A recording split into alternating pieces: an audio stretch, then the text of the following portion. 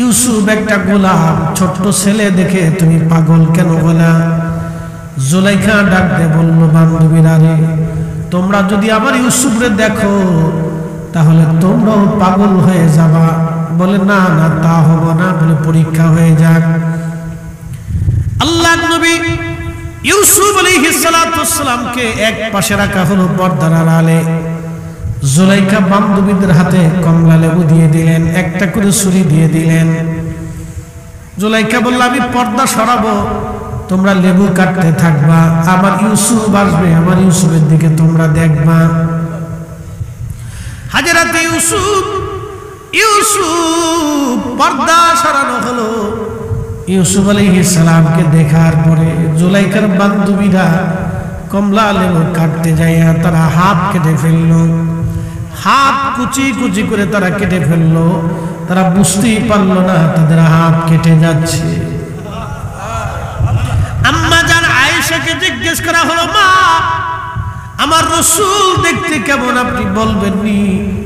আম্মা জান ডাকতে বললেন, ও আমার নবীর উম্মতেরা রে, সাহাবীরা রে, যেই নারীরা ইউসুফকে দেখে কমলা লেবু কাটার পরিবর্তে হাত কুচি কুচি করে কেটে ফেলে দিয়েছিল, রে সাহাবীরা, ওরা যদি ইউসুফের জায়গায় আমার রাসূলকে দেখতো, শুধু হাত না, মিশরের নারীরা তাদের হাতের বদলতে কলিজা কেটে ফেলতো, বুঝতেই পারতো না কলিজা তাদের কেটে যাচ্ছে।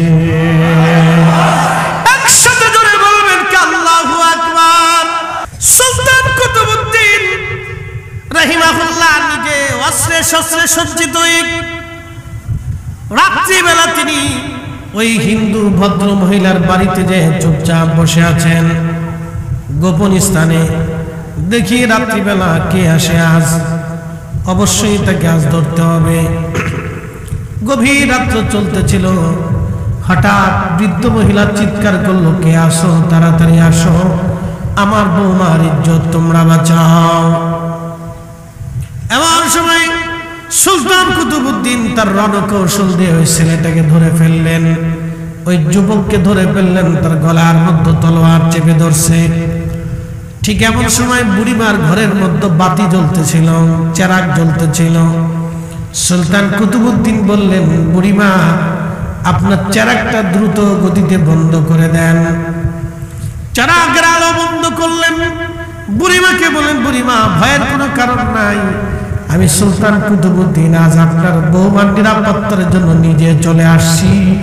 একবার জোরে বলা যাবে আল্লাহু আকবার। আর আমাদের দেশের কোন নারী যদি ধর্ষিতা হয়, দেশের নেতারা কিছু পয়সা করে দিয়া, আর গরিব মানুষ যদি হয় কিছু পয়সা করে দেয়, মিট করাইয়া ছাইড়ে দেয়। ওরে বেটা, কবরে তো তোকে যেতেই হবে, আল্লাহর আদালত, আল্লাহর দরবারে দাঁড়াইতে হবে। সেই দিন তোমার 14 গোষ্ঠীও তোমারে বাঁচাইতে পারবে না। কি কথা বল না কেন? এগুলি নিরঞ্জন 14 গোষ্ঠীও পারবে না আল্লাহর আদালত থেকে বাঁচাইতে।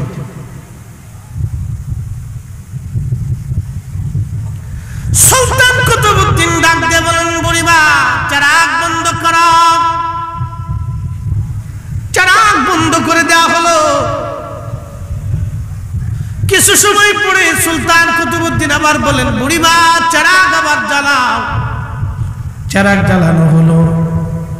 সুলতান কুতুবউদ্দিন ওই যুবকের দেহ থেকে মাথা বিচ্ছিন্ন করে ফেললেন তলোয়ার দিয়ে কেটে। মাথার চেহারার দিকে তাকিয়ে সুলতান কুতুবউদ্দিন বলেন, আলহামদুলিল্লাহ। যখন আলহামদুলিল্লাহ বললেন, এরপরে বললেন, বুড়িমা, তাড়াতাড়ি করে আমাকে এক গ্লাস পানি পান করাও। মহিলা দ্রুত গতিতে এক পেয়ালা পানি আনলেন। সুলতান কুতুবউদ্দিন পানি পান করলেন। ফিরে চলে আসবেন এমন সময় মহিলা, হিন্দু ভদ্র মহিলা বলতেছিল, সুলতান, আজকে 3টা প্রশ্নের জবাব না দিয়ে গেলে আমি আমার বাড়ি থেকে আপনাকে যেতে দেব না। বলে, মা, কি প্রশ্ন তুমি বলো। মহিলা ডাকতে বলতেছে, সুলতান, প্রথম প্রশ্ন, আপনি কেন আমাকে বাতি নিভাইতে বললেন? 2 নম্বর প্রশ্ন, বাতি জ্বালানোর পরে আলহামদুলিল্লাহ কেন বললেন? 3 নম্বর প্রশ্ন, আমি হিন্দু হওয়ার পরও আমার বাড়িতে আপনি কেন পানি পান করলেন?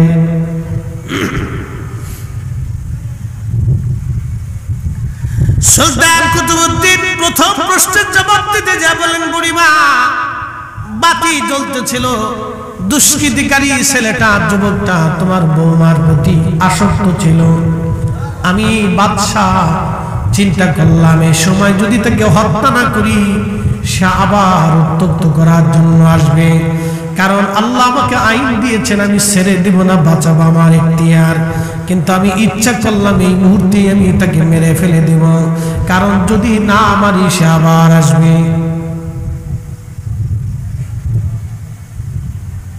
as-sultanu zillullahi fil ard, হাদিস বুঝে যাবেন। as-sultanu zillullahi fil ard, শাসক গোষ্ঠীরা হচ্ছে জমিনে আল্লাহর ছায়া, এই ছায়া এখন আমাদের নাই। যেটা হয় হাতে খালি লঙ্কায় চলে যায়, নিজের স্বার্থ ছাড়া কিচ্ছু বুঝে না। প্রিয় উপস্থিতি, সুলতান কুতুবউদ্দিন রাহিমাহুল্লাহ তিনি বলতেছে, বুড়িমা কিন্তু আমি চিন্তায় পড়ে গেলাম, আমি যার গলার মধ্যে ছুরি ধরেছি আর তলোয়ার চেপে ধরেছি, এই যুবক ছেলেটা যদি আমার সন্তান হয়, হিসাব দেখি যদি আমার সন্তান হয় তাহলে আমি তার গলা কেটে ফেলবো। আলোর কারণে যদি সন্তানের চেহারা দেখে মায়া লাগে, গলা যদি কেটে না ফেলি তাহলে কিয়ামতের ময়দানে আল্লাহর আদালতে আমি আজ আসামি হয়ে যাব। কারণ বিচারের কাঠগড়ায় আমি সুলতান, সন্তানও চিনি না, বেসন্তানও আমি আজ চিনব না। যদি আমার আত্মীয় হয়, ভাতিজা হয়, ভাগিনা হয়, বন্ধু হয়, এই জন্য আমি বাতি নিবাইতে বললাম, কারণ অন্ধকারে আমি কাজ সেরে ফেলবো। জোরে জোরে জোরে জোরে জোরে এই শুনে যাবেন, মার কোলে সন্তান যেমন নিরাপদ, মুসলমান শাসকদের কোলে ওইরকম অন্য ধর্মের মানুষ নিরাপদ থাকতে হবে, এটা মনে রাখবেন। আর শাসকদের কাছে প্রজারা ওইরকম নিরাপত্তা পাবে।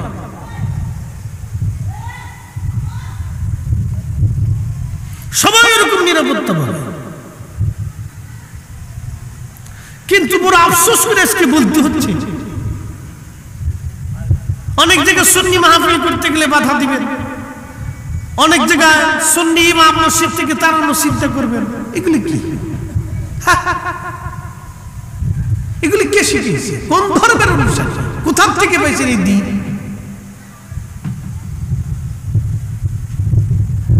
প্রিয় উপস্থিতি, হাজিরিন, হযরত কুতুবউদ্দিন কাক, কুতুব সুলতান কুতুবউদ্দিন তিনি বলেন, বুড়িমা আমি গলা কেটে ফেললাম, আপনাকে বাতি জ্বালাইতে বললাম, আপনি বাতি জ্বালাইলেন। 2 নম্বর, আমি আলহামদুলিল্লাহ কেন বললাম? কারণ দেহ থেকে মাথা যখন কেটে ফেললাম তখন ওই লোকের চেহারার দিকে আমি তাকায় দেখি, এটা আমার ছেলেও না, আমার ভাতিজাও না, আমার বন্ধু বান্ধব না। আমি আলহামদুলিল্লাহ এই জন্য বললাম, আমার রাজা বাদশার সন্তান হওয়ার পরও তারা এই জুলুমের মধ্যে নাই, এই জুলুম তারা করে না। এই জন্য আমি আল্লাহর শুকর আদায় করলাম যে এই জুলুমের ভিতরে আমার সন্তানাদি কেউ নাই। একবার জোরে বলবেন আল্লাহু আকবার। প্রিয় উপস্থিতি, রব্বুল আলামিন আমাদেরকে শিক্ষা দিলেন, ইন্নাল্লাহা ইয়া'মুরু বিল আদলি ওয়াল ইহসান। ও বান্দা, দুনিয়ার মধ্যে তুমি ন্যায় করবা, অন্যায় কখনো করবা না, ন্যায় করবা। পৃথিবীর মধ্যে সর্বশ্রেষ্ঠ ন্যায়ের প্রতীক যিনি, তিনি রাহমাতুল লিল আলামিন। 63 বছরের জীবনে কোনোদিন একটা খাতা পাবেন না। 63 বছরের জীবনে চুল পরিমাণ যার ভুল আপনি খুঁজে পাবেন না, চুল পরিমাণ কোনো ত্রুটি পাবেন না। যিনি সর্বশ্রেষ্ঠ ন্যায়ের প্রতীক, তিনি আমাদের নবী রাহমাতুল লিল আলামিন, আল্লাহর প্যারা মেহবুব, আল্লাহর হাবিব। কথা বলেন ঠিক কিনা? আমরা তার উম্মত। উম্মত শব্দের অর্থ হচ্ছে অনুসারী। আমরা রসুলের অনুসারী। আমরা কার অনুসারী? জোরে বলেন কার? আমরা রসুলে করিমের অনুসারী। আমরা কোনো নায়ক নায়িকা, কোনো রাজনীতি ব্যক্তিত্বের অনুসারী না। আমরা স্বয়ং রাহমাতুল লিল আলামিনের অনুসারী, যার জীবনে কোনো ভুল নাই, নির্বাককে চোখ বুঝে যাকে মানলে কখনো পথ ভ্রষ্ট হবেন না। তিনি এমনি 1% সারা পৃথিবীতে শ্রেষ্ঠ, तमाम সৃষ্টির মধ্যে তিনি শ্রেষ্ঠ। আল্লাহর পরেই তিনি মর্যাদা বলা, তিনি আমার আপনার নবী। কথা বলেন ঠিক কিনা? কোনো সন্দেহ? আচ্ছা, আল্লাহ রসুলের কথার ভিতরে কোনো সন্দেহ আছে? কারি যখন কোরআন শরীফ পড়ে, কোরআন শরীফ পড়ার পরে কারি সাহেব একটা শব্দ উচ্চারণ করেন, সাদাকাল্লাহুল মাওলানাল আযীম। আল্লাহ সত্য বলেছেন, আল্লাহ যাহা বলেছেন সত্য বলেছেন। এরপরে কারি আবার বলেন, ওয়া সাদাকা রাসূলুহুন নাবিয়ুল হাবিবুল কারীম। আল্লাহ সত্য বলেছেন, সাথে সাথে আল্লাহর হাবিবও সত্য বলেছেন। আল্লাহ মিথ্যা বলেন নাই, আমার রাসূলও কোনোদিন মিথ্যা বলেন নাই। কারণ রাসূল যদি মিথ্যা বলতেন তাহলে আল্লাহর কথার মধ্যে এই উম্মত সন্দেহ খুঁজে পাইত। আমার রাসূল মিথ্যা বলেন নাই বিধায় আল্লাহটা আমরা নির্বাক্যে চোখ বুঝে বুঝে মেনে নেই। কারণ কোরআন আল্লাহ তার নবীর উপরে নাজিল করেছেন, আমরা কখনো দেখি নাই। এই কথা আমার আল্লাহর নবী বলে দিয়ে গেছেন। কথা বলেন ঠিক কিনা? আচ্ছা, প্রশ্ন করি, কোরআন শরীফ যখন নাজিল হয়েছিল তখন কি সাহাবীরা এই জিবরাইল আসছে গেছে, এরপরে আল্লাহ পাক কথা বলতেছেন, নবীজির কালবে কোরআন আসতেছে, এটা কি দেখা গেছিল? না, দেখা যায় না। আল্লাহ যে নাজিল করছেন, রাসূল করিমের কালবে কোরআন আসছে, কখনো দেখা যায় নাই। কিন্তু রাসূল বলছেন, সাহাবে کرام বিনা বাক্যে বিশ্বাস করছেন, এটা কোরআনের আয়াত, এটা আমি নবীর কথা, এটা আল্লাহর কথা, এটা আমি রাসূলের কথা, এটা আল্লাহর কথা। আল্লাহর কথা হচ্ছে কালামুল্লাহ, আর রাসূলের কথা হয়ে গেছে হাদিস।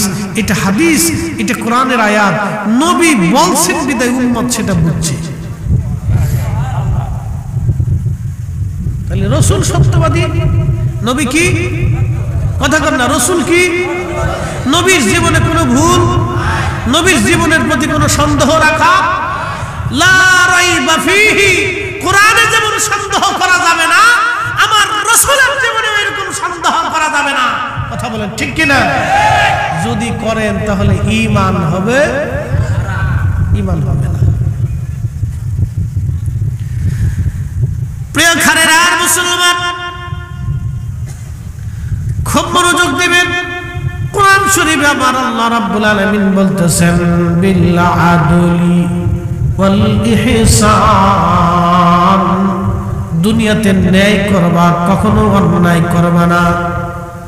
যেটা ন্যায় সঙ্গত সেটা করবা, কখনো অন্যায় করবা না। আল্লাহর নবী ছিলেন সর্বশ্রেষ্ঠ ন্যায়ের প্রতীক। নবীজির সহবতে থাকিয়া সাহাবীরা হয়ে গেলেন আরো ন্যায়ের প্রতীক। আল্লাহর নবীর সাহাবীরা কত বড় ন্যায়ের প্রতীক ছিলেন। সাহাবীদের জীবনী যদি না বলি আপনি বুঝবেন না। পৃথিবী বিখ্যাত একজন খলিফা ছিলেন, খলিফার নাম হযরত ওমর, যিনি মুসলিম মিল্লাতের একজন ন্যায়পরায়ণ খলিফা।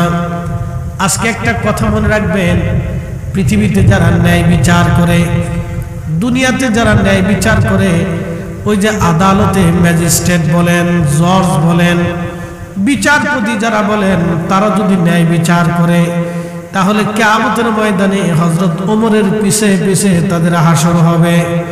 আর যদি তারা অন্যায় বিচার করেন তাহলে তাদের হাসরও হয়ে যাবে ফেরাউনের সাথে। বিপদ আছে। টাকা টেবিলের নিচে নিয়ে বিচার করে, কি কথা কর না কেন? টেবিলের নিচে টাকা নিয়ে বিচার করে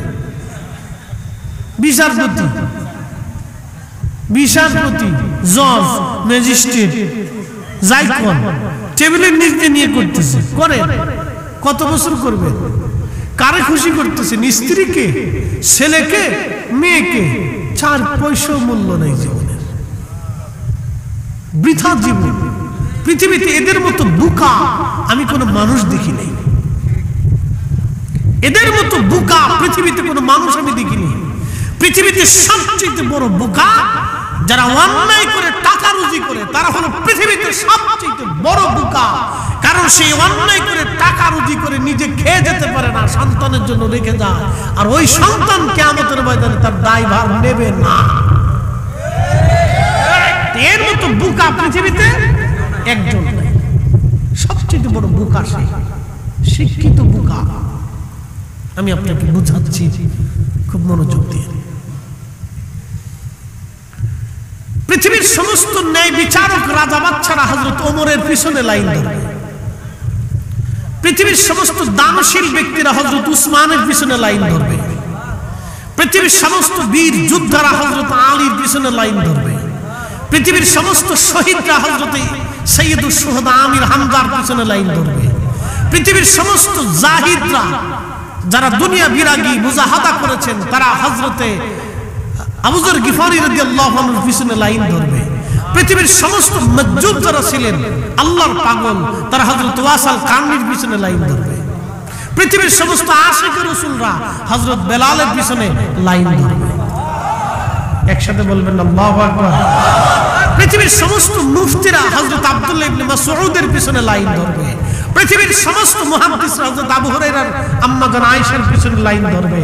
পৃথিবীর সমস্ত মুফাসসিররা হযরত আব্দুল্লাহ ইবনে আব্বাসের পিছনে লাইন ধরবে। পৃথিবীর সমস্ত কারীরা হযরত উবাই ইবনে কাব রাদিয়াল্লাহু আনহুর পিছনে কিয়ামতের ময়দানে লাইন ধরবে। একসাথে বলবেন আল্লাহু আকবার। মনে রাখেন। আচ্ছা বলেন তো, সাহাবীদের এত দাম কেন হলো? আল্লাহ রাসূলের সোহবতে থাকার কারণে। যদি তারা রাসূল কারীমের সোহবত না পাইতেন, এই মর্যাদা তাদের হতো না।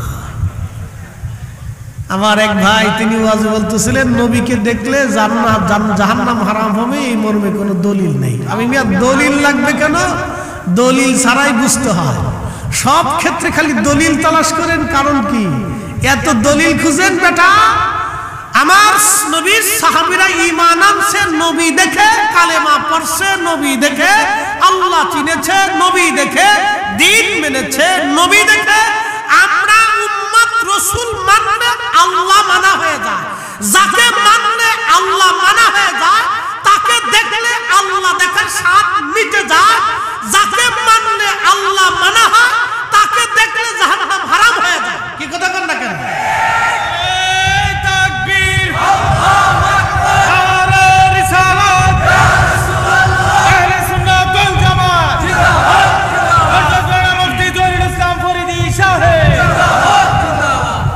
সহজ করে বুঝতে হয়, এটা কঠিন তো কিছু না,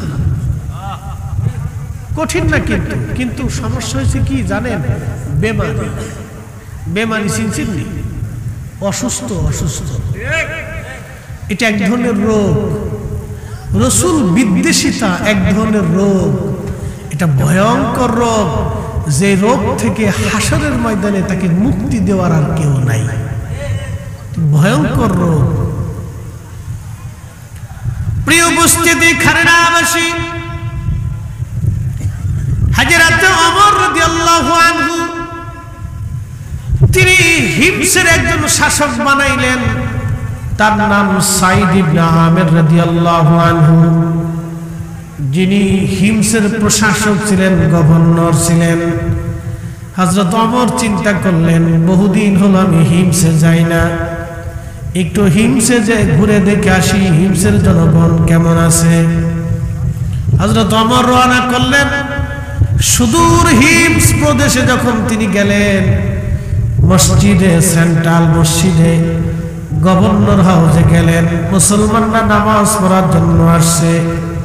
হযরত ওমর সবাইকে জিজ্ঞেস করলেন, হে হিমসের প্রশাসকরা, ও হিমসের জনগণ, আপনারা শুনেন, আপনাদের গভর্নর সম্পর্কে আপনাদের কোনো কি অভিযোগ আছে কিনা? এই গভর্নর সম্পর্কে আপনাদের অভিযোগ আছে কিনা? এই যে আপনি দেখেন, এই যে ইসলাম কত সুন্দর জীবন ব্যবস্থা আপনাদেরকে বুঝাই। আচ্ছা আচ্ছা, তাহলে একটু জায়গার সংকলন হচ্ছে না তো?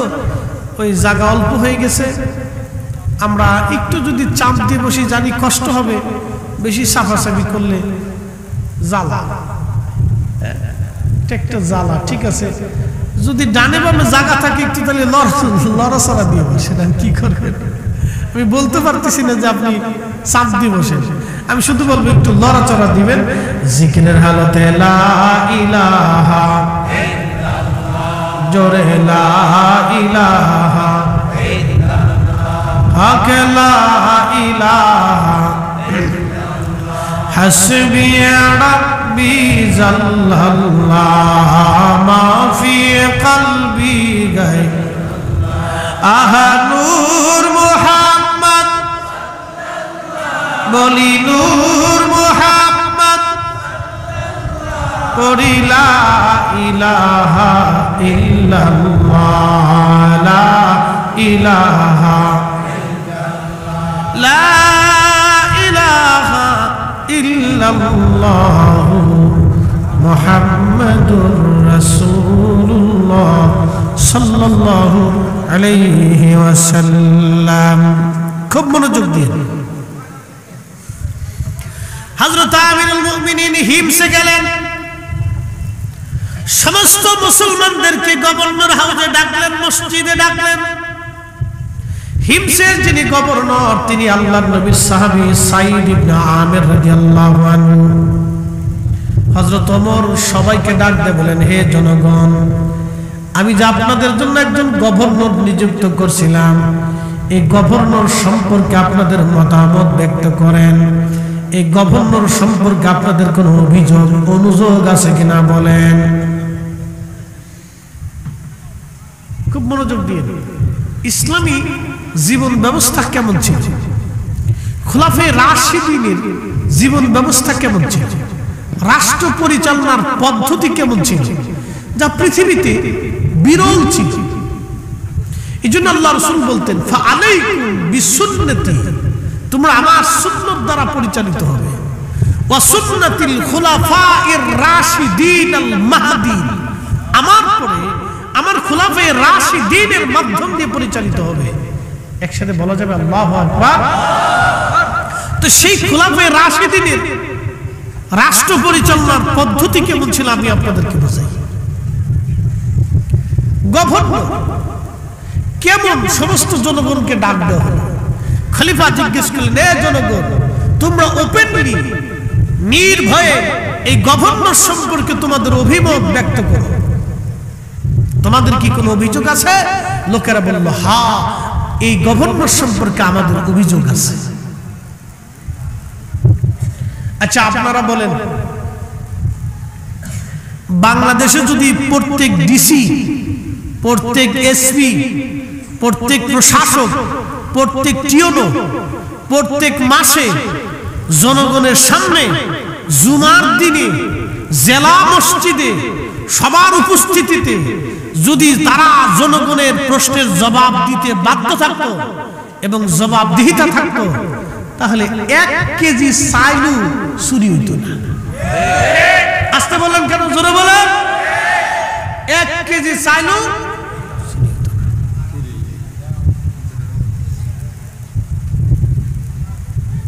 এই পদ্ধতিকে আমাদের না খোলাফায়ে রাশিদিনের?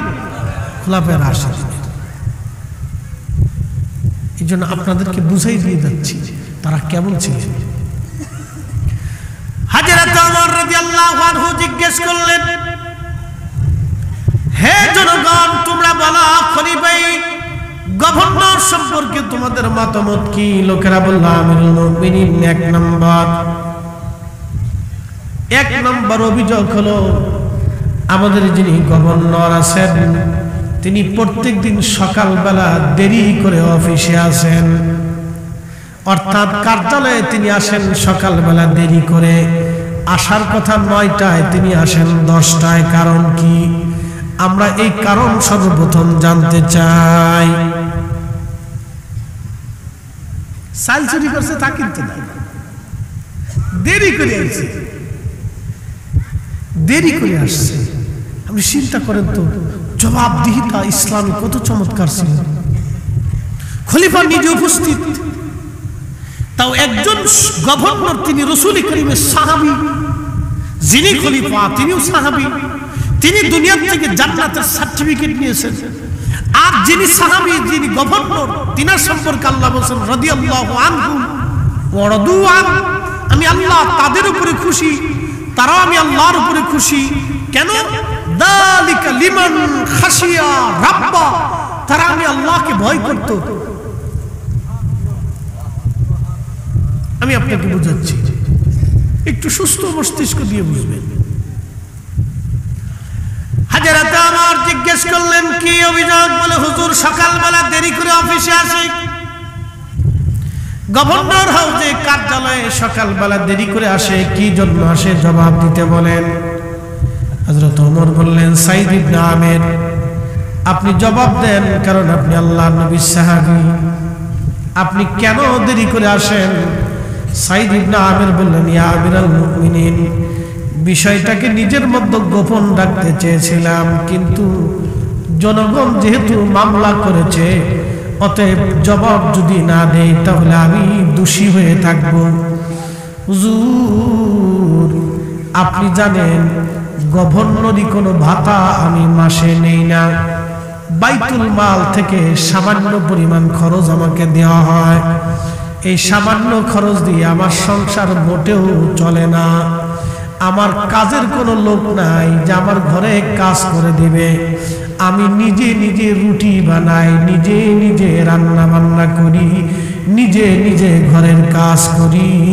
এই কাজ সেরে গভর্নর হাউসে আসতে আমার দেরি হয়ে যায়। জোরে জোরে জোরে জোরে জোরে, আরো জোরে, আরো জোরে। আর ড্রাইভারের কোটি কোটি টাকা।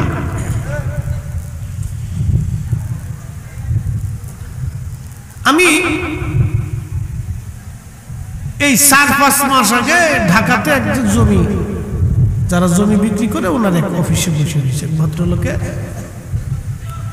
তো এমন সময় এক ভদ্রলোক আসছে, মাথায় টুপি, মুখে দাড়ি, গায়ে পাঞ্জাবি। তো আসার পরে সে 60 কোটি টাকা দিয়ে জমি বাইনা করছে, অর্থাৎ 60 কোটি টাকার জমি কিনবে, কয়েক কোটি টাকা বাইনা করতেছে, কয়েকটি স্টাম্প হচ্ছে আর কি। কত কোটি টাকা? 60 কোটি। আমার দিকে তাকান, বুঝে যায় 60 কোটি টাকা, এটা 2-1 টাকা না। তো বাইরে টাকা দিয়ে চলে গেছে। আমার ভদ্রলোক চা খাওয়াইতেছে, বললো হুজুর এই লোকরে কি চিনেন আপনি? আমাকে না। হুজুর উনি হচ্ছে ঢাকা দক্ষিণের ওয়াসার ইঞ্জিনিয়ার। আমি বললাম মাসের বেতন কত? 50, 60, 70 সব মিলিয়ে 1 লক্ষ হবে। তাহলে বছরে কামাই কত? বলে 12 লক্ষ। বললাম ফ্যামিলির সংসারের খরচা আছে কত? বলে 6 লক্ষ ধরেন। তাহলে থাকে কত? বলে 6 লক্ষ। তো বছরে যদি 6 লক্ষ হয়, তাহলে 60 কোটি টাকা হলে কত বছর লাগে? জিন্দিগি ফাঁকি দিয়ে চলে গেছে। কথা ঠিক কিনা? কিন্তু সে জমি কিনতে আসছে 60 কোটি, বাকি টাকা কে দিল? আজরাইল না জিবরাইল আলাইহিস সালাম? কেউ দেয় নাই। এই বাকি টাকাগুলি সব আমাদের টাকা। এই জন্য ঢাকা শহরের বাথরুম এক কোণে দিয়ে বের হয়ে আসে, আর এক কোণে দিয়ে পেশাবের গন্ধ, আর এক দিক দিয়ে মশা ঢুকে, আর এক দিক দিয়ে পানি বাদলাই বাইরেই থাকে। কারণটা কি? কারণ হলো এই ইঞ্জিনিয়াররা যেটা বরাদ্দ হয় সেটা চুরি করিয়ে, সাবার করিয়ে জমি কিনে জনগণেরটা ঠিক মতো বুঝায় না। যদি জবাবদিহিতা থাকতো, কারে বাপের ক্ষমতা ছিল না 1 টাকা ডান বাম করবে। কথা বলেন ঠিক না বেটা? এটা খোলাফায়ে রাশিদিনের চরিত্র। ইসলাম কি আধুনিক ছিল সেই দিনও। আপনি শুনলে গা শিহরে উঠবে যে ইসলাম সেই দিনও কি আধুনিক ছিল, যা এমন ভাবে শিখিয়ে গেছে কিয়ামত পর্যন্ত যদি চলমান থাকে, তাহলে ইসলামের সেই জিন্দেগি ব্যবস্থাটা এত সুন্দর ছিল যে কিয়ামত পর্যন্ত মানুষ নিশ্চিন্তে দরজা খুলে ঘুমাইতে থাকবে, চোর ঢোকার সাহস পাবে না।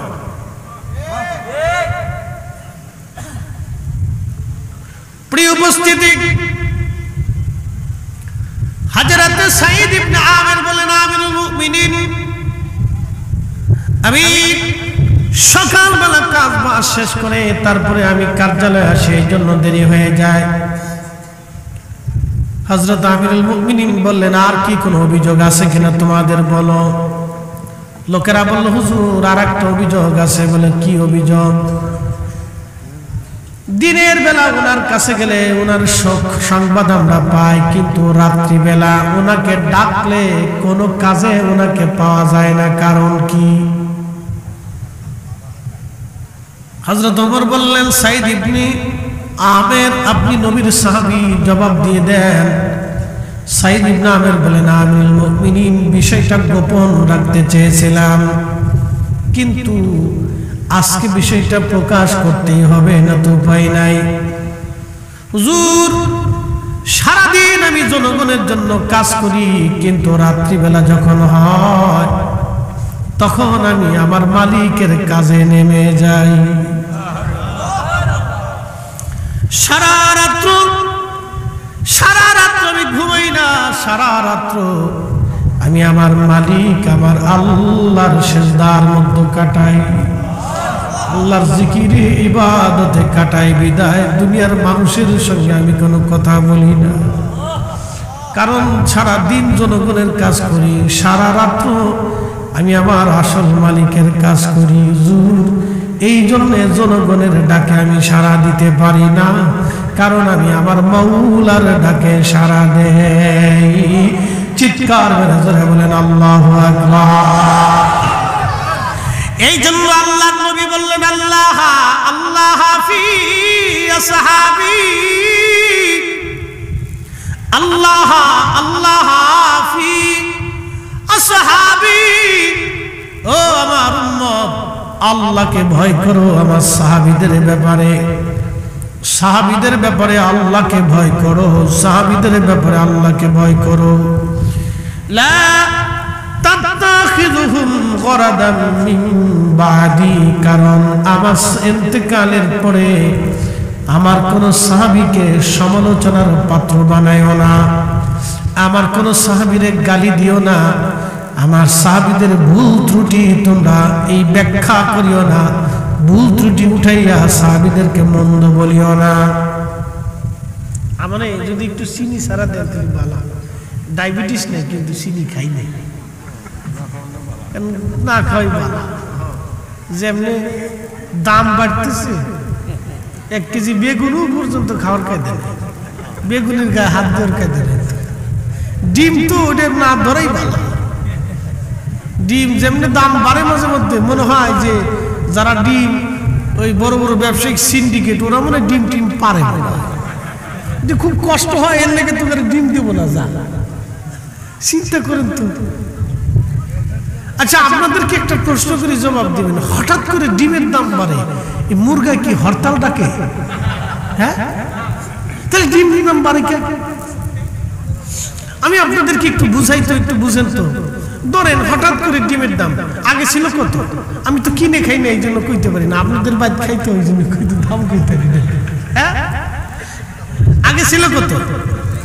40, 45, 50, এখন কত হয়েছে? 65, 60, 65। এক হালি ডিমের দাম 60 টাকা, আগে ছিল 40 টাকা, তো বাড়ছে কত? 20 টাকা। ওরা সিন্ডিকেটরা বুঝাচ্ছে যে বাজারে কোনো ডিম নাই, তার মানে 1 সপ্তাহের ভিতরে সমস্ত মুরগা স্টক করে ফেলছে। হাঁসে ডিম দেয় না, কত বড় সূরা দেখেন। কালকে রাত্রে যেই মুরগি, আজকে রাত্রে সেই মুরগি ডিম দিবে, হয়তো 19-20 হবে। 100 মুরগির ভিতরে 5টা মুরগি ডিম দিবে না, কিন্তু 95টা ডিম দিবে। তাহলে বাকি ডিমগুলি কোথায় গেল? ওরা ওই বড় বড় মানে স্টক হাউসের ভিতরে এই এসির ভিতরে কি বলে ফ্রিজের ভিতরে ডিম ঢুকাই দিয়ে বাজারে কৃত্রিম সংকট তৈরি করে ডিমের দাম বাড়াই দিয়ে কোটি কোটি টাকা হাতায় নিয়ে চলে গেল। গরিব মানুষের পকেট থেকে যারা টাকা নিল, ও যত বড় হাজি হোক, আল্লাহর কসম করে বলি একটা রাতের সেজদাও কবুল হবে না। এগুলো সব সিটার বাটপার দেশ ঘুরে গেছে ভাই, সিটার বাটপারের দেশ ঘুরে গেছে, বুঝতে পারছেন? বাপরে বাপ, এই যে কত বড় সুর আপনি চিন্তা করতে পারবেন? আপনি চিন্তা করলে আপনার রক্ত হিম হয়ে আসবে যে কত বড় সুরের সুর। মানুষের খাবার নিয়ে রিজিক নিয়ে ফাজলিমি করে। প্রিয় উপস্থিতি, হযরত ওমর রাদিয়াল্লাহু আনহু জিজ্ঞেস করলেন, হে জনগণ, তোমাদের আর কি কোনো প্রশ্ন আছে কিনা বলো। জনগণ বলতেছে, আমিরুল মুমিনিন, এই গভর্নর সম্পর্কে আমাদের আর একটা অভিযোগ আছে। বলে কি অভিযোগ? সে মাসে একদিন গভর্নর হাউসে চাকরিতে জয়েন করে না, কারণ কি? কত বড় অভিযোগ দেখছেন?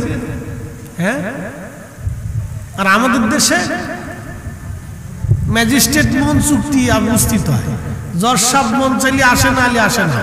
আর যারা জমি রেস্ট্রি করে, রেস্ট্রি অফিসার, উরে বাপ রে বাপ, সে তো বিরাট বড় অফিসার, মন চাইলে আসে, না চাইলে আসে না। লোকজন কাগজপাতি নিয়ে হ্যাঁ করে বয়ে যায়। কি কথা কর না কেন? এই তো দেশ চলতেছে।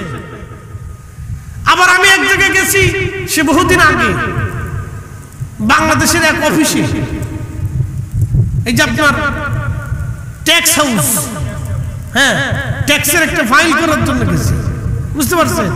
তো যাওয়ার পরে ওই তোর অফিসার, যে মেন অফিসার, তার নিষিদ্ধ বলতেছে, বল হুজুর আপনি আসছেন, এই আমাদের অফিসার আসে নাই 2-3 দিন। আমি বললাম অফিসার কই থাকে? বলছে না, তিনি আসে নাই, উনি এত বড় অফিসার, ওনার মাম পানি দিয়ে গোসল করা লাগে। তাই আমি বললাম যে আমি যদি কোনোদিন রাষ্ট্রপ্রধান হইতে পারতাম, ওরে বুড়িগঙ্গার ভিতরে কায়দা মতো সুবায়া শিক্ষা দিয়ে দিতাম যে মাম পানি কোথায় পায়। আপনি শুনলে গা শিখে দিবেন। আমি বললাম দেশ চলে কিভাবে? এটা কি দেশ চলার পদ্ধতি নাকি? 3 দিন পর্যন্ত অফিসে গেছি, তারা খুঁজে পাইনি একটা সিগনেচারের জন্য। আমার টাকা, আমার জিনিস, আমার বৈধ জিনিস খুঁজে পাওয়া যায় না। ওনারা বলে মাল দিতে হবে, মাল না দিলে সিগনেচার দিবে না, মাল দিলে রাতারাতি সিগনেচার হয়ে যায়।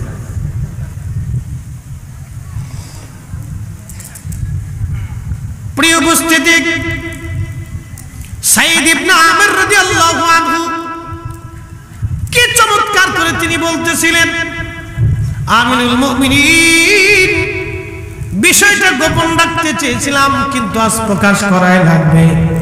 মাসে একদিন আমি আসি না, আপনি জানেন কোনো বেতন আমি নেই না, শুধু বাইতুল মাল থেকে কোন রকম খাবার খরচা আসে। হুজুর, আমার মাত্র একটাই জুব্বা আছে, এছাড়া আর কোনো জুব্বা আমার নাই। একসাথে বলেন আল্লাহু আকবার, আরো জোরে বলেন আল্লাহু আকবার, আল্লাহু আকবার। আল্লাহর নবী বলেছেন, খেলাফাতুস সালাসুনা সানা, খেলাফত পৃথিবীতে 30 বছর থাকবে, এরপর আর এই খেলাফত আসবে না। এখন আপনি শুধু স্বপ্ন দেখবেন, কিন্তু বাস্তবায়ন হবে না। এই লোক আর পাওয়া যাবে না। পৃথিবীর মাটি খুঁজলেও কি একজন সাহাবীর মতো মানুষ পাবেন? হ্যাঁ, সাইদ ইবনে আমিরের মতো এরকম একজন প্রশাসক, গভর্নর পৃথিবীর মাটি খুঁজলেও আর কোনোদিন পাবেন না। কি কথা কর না কেন? একজন গভর্নরের একটাই জুব্বা, ফরিদ হিসেবের জুব্বার শেষ নেই। আমার ঘরে যা দেখবেন 8-10টা জুব্বা আছে, একজন গভর্নরের একটাই জুব্বা। বলে আমিরুল মুমিনিন, আমার একটাই মাত্র জুব্বা, আর কোনো জুব্বা নাই। প্রত্যেক মাস শেষ হলে একটা বারে জুব্বাটা ধৌত করা লাগে।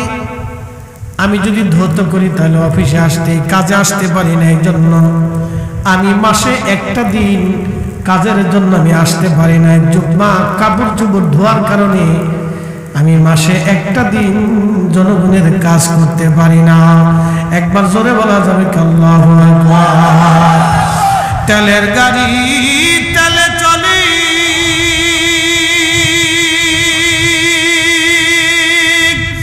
হাওয়ার গাড়ি হাওয়ায় উড়ে, বিনা তেলে চালায় গাড়ি নবী সুলাইমান। আমরা সেই মুসলমান, আমরা সেই মুসলমান।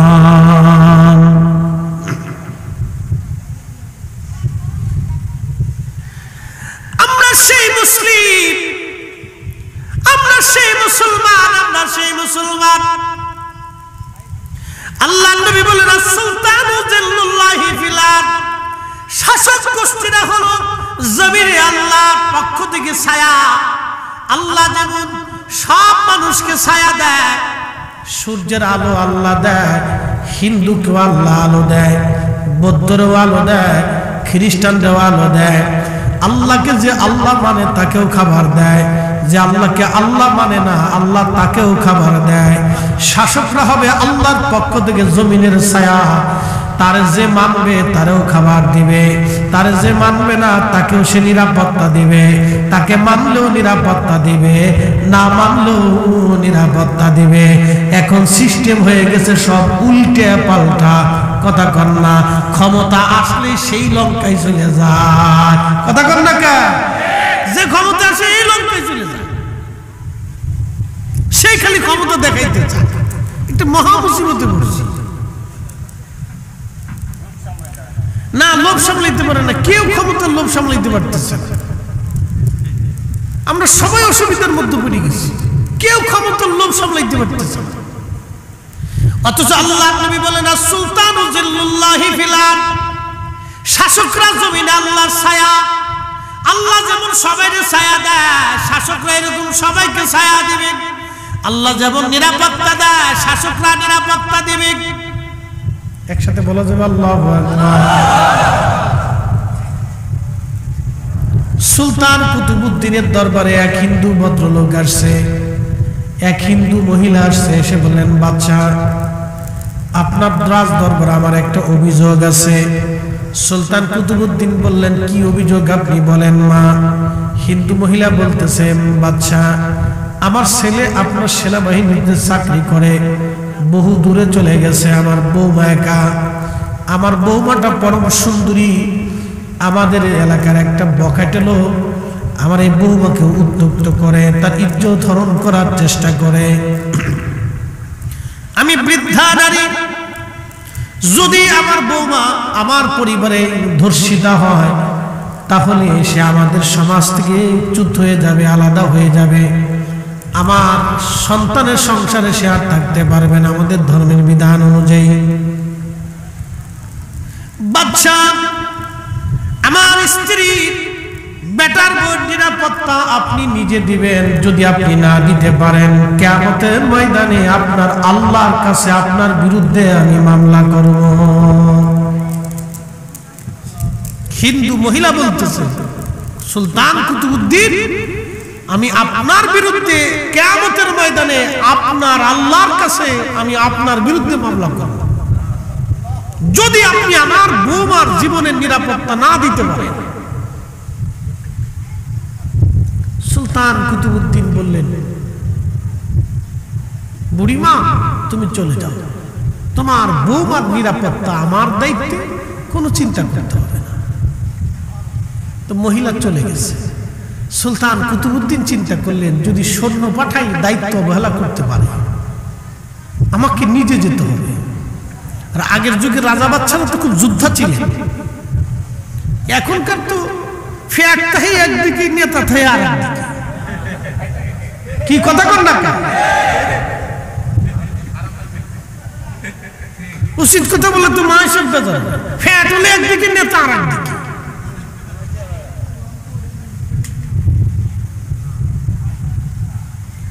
খুব মনোযোগ দিয়ে সুলতান কুতুবউদ্দিন রাহিমাহুল্লাহ নিজে অস্ত্রে শস্ত্রে সজ্জিত রাত্রিবেলা তিনি ওই হিন্দু ভদ্র মহিলার বাড়িতে যে চুপচাপ বসে আছেন গোপন স্থানে। দেখি রাত্রিবেলা কে আসে, আজ অবশ্যই তাকে আজ ধরতে হবে। গভীর রাত্র চলতেছিল। হঠাৎ বৃদ্ধ মহিলা চিৎকার করলো, কে আসো, তাড়াতাড়ি আসো, আমার বৌমার ইজ্জত তোমরা বাঁচাও। এমন সময় সুলতান কুতুবউদ্দিন তার রণকৌশল দিয়ে ওই ছেলেটাকে ধরে ফেললেন। ওই যুবককে ধরে ফেললেন, তার গলার মধ্যে তলোয়ার চেপে ধরছে।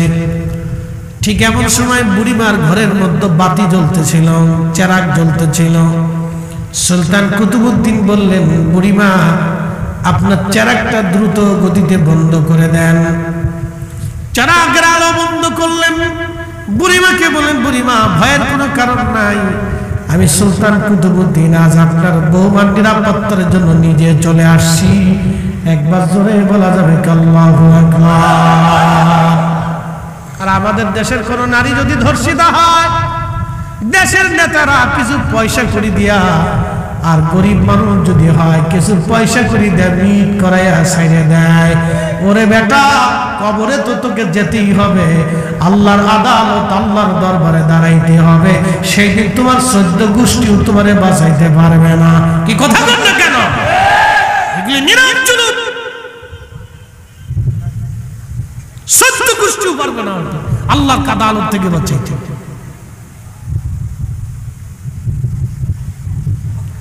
সুলতান কুতুবউদ্দিন ডাক দিয়ে বলেন, বুড়িমা, চেরাগ বন্ধ করো। চেরাগ বন্ধ করে দেওয়া হলো। কিছু সময় পরে সুলতান কুতুবউদ্দিন আবার বলেন, বুড়িমা, চেরাগ আবার জ্বালাও। চেরাগ জ্বালানো হলো। সুলতান কুতুবউদ্দিন ওই যুবকের দেহ থেকে মাথা বিচ্ছিন্ন করে ফেললেন তলোয়ার দিয়ে কেটে। মাথার চেহারার দিকে তাকিয়ে সুলতান কুতুবউদ্দিন বলেন, আলহামদুলিল্লাহ। যখন আলহামদুলিল্লাহ বললেন, এরপরে বললেন, বুড়িমা, তাড়াতাড়ি করে আমাকে 1 গ্লাস পানি পান করাও। মহিলা দ্রুত গতিতে 1 পেয়ালা পানি আনলেন। সুলতান কুতুবউদ্দিন পানি পান করলেন। ফিরে চলে আসবেন এমন সময় মহিলা, হিন্দু ভদ্র মহিলা বলতেছিল, সুলতান, আজকে 3টা প্রশ্নের জবাব না দিয়ে গেলে আমি আমার বাড়ি থেকে আপনাকে যেতে দেব না। বলে, মা, কি প্রশ্ন তুমি বলো। মহিলা ডাকতে বলতেছে, সুলতান, প্রথম প্রশ্ন, আপনি কেন আমাকে বাতি নিভাইতে বললেন? 2 নম্বর প্রশ্ন, বাতি জ্বালানোর পরে আলহামদুলিল্লাহ কেন বললেন? 3 নম্বর প্রশ্ন, আমি হিন্দু হওয়ার পর আমার বাড়িতে আপনি কেন পানি পান করলেন?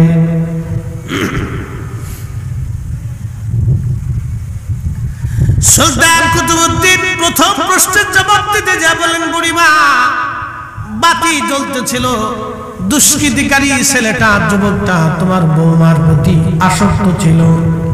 আমি বাদশাহ চিন্তা করলাম, এই সময় যদি তাকে হত্যা না করি, সে আবার উত্তক্ত করার জন্য আসবে। কারণ আল্লাহ আমাকে আইন দিয়েছেন, আমি ছেড়ে দিব না, বাঁচাবো আমার এখতিয়ার। কিন্তু আমি ইচ্ছা করলাম এই মুহূর্তে আমি তাকে মেরে ফেলে দিব, কারণ যদি না মারি সে আবার আসবে। as-sultanu zillullahi fil ard, হাদিস বুঝে যাবেন। as-sultanu zillullahi fil ard, শাসক গোষ্ঠীরা হচ্ছে জমিনে আল্লাহর ছায়া। এই ছায়া এখন আমাদের নাই। যেটা হয় হাতে খালি লঙ্কায় চলে যায়,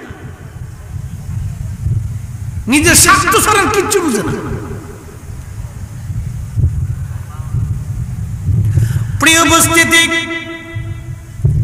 সুলতান কুতুবউদ্দিন রাহিমাহুল্লাহ তিনি বলতেছে, বুড়িমা, কিন্তু আমি চিন্তায় পড়ে গেলাম, আমি যার গলার মধ্যে ছুরি ধরেছি, আজ তলোয়ার চেপে ধরেছি, এই যুবক ছেলেটা যদি আমার সন্তান হয়, হিসাব দেখি, যদি আমার সন্তান হয় তাহলে আমি তার গলা কেটে ফেলবো। আলোর কারণে যদি সন্তানের চেহারা দেখে মায়া লাগে, গলা যদি কেটে না ফেলি, তাহলে কিয়ামতের ময়দানে আল্লাহর আদালতে আমি আজ আসামি হয়ে যাব। কারণ বিচারের কাঠগড়ায় আমি সুলতান, সন্তানও চিনি না, বেসন্তান আমি আর চিনব না। যদি আমার আত্মীয় হয়, ভাতিজা হয়, ভাগিনা হয়, বন্ধু হয়, এই জন্য আমি বাতি নিবাইতে বললাম, কারণ অন্ধকারে আমি কাজ সেরে ফেলবো। জোরে জোরে জোরে জোরে জোরে এই শুনে যাবেন, মার কোলে সন্তান যেমন নিরাপদ, মুসলমান শাসকদের কোলে ওইরকম অন্য ধর্মের মানুষ নিরাপদ থাকতে হবে, এটা মনে রাখবেন। আর শাসকদের কাছে প্রজারা ওইরকম নিরাপত্তা পাবে।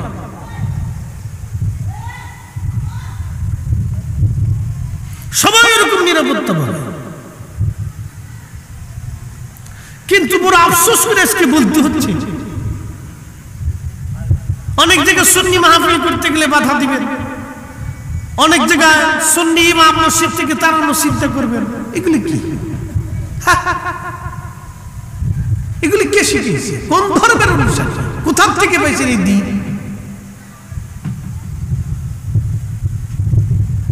প্রিয় উপস্থিতি, হাজিরিন, হযরত কুতুবউদ্দিন কাক, কুতুব সুলতান কুতুবউদ্দিন, তিনি বলেন, বুড়িমা আমি গলা কেটে ফেললাম, আপনাকে বাতি জ্বালাইতে বললাম, আপনি বাতি জ্বালাইলেন। 2 নম্বর, আমি আলহামদুলিল্লাহ কেন বললাম?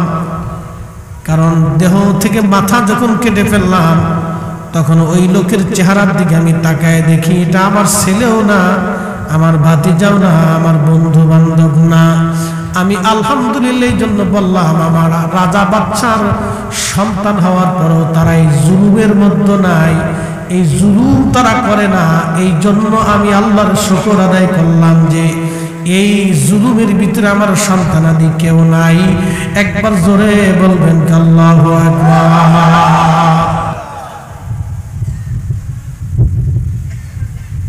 বলে, বাদশা তাহলে আমার বাড়ি থেকে পানি কেন পান করলেন? সুলতান কুতুবউদ্দিন ডেকে বলতেছে, বুড়িমা তুমি আমার রাজ দরবারের সামনে সিংহাসনের সামনে দাঁড়ায় বলছিলা, কুতুবউদ্দিন তুমি যদি আমার বৌমার ইজ্জত না বাঁচাও, তাহলে তোমাকে কিয়ামতের ময়দানে আল্লাহর দরবারে তোমার বিরুদ্ধে মামলা করব। বুড়িমারে, যেই দিন তুমি আল্লাহর দরবারে আমার বিরুদ্ধে মামলা করবা, এই কথা শোনার পরে ওইখানে বসে আমি চিন্তা করেছিলাম, আমি এই বুড়িমার বৌমার ইজ্জত না বাঁচানো পর্যন্ত আমি এক পেয়ালা পানিও পান করব না। আজকে কতদিন হলো আমি এক পেয়ালা পানিও পান করি নাই। এই জন্য তৃষ্ণা এত বেশি লেগেছিল, আমি সহ্য করতে না পেরে তোমার কাছ থেকে পানি চেয়ে পান করে কলিজা ঠান্ডা বানাইছি।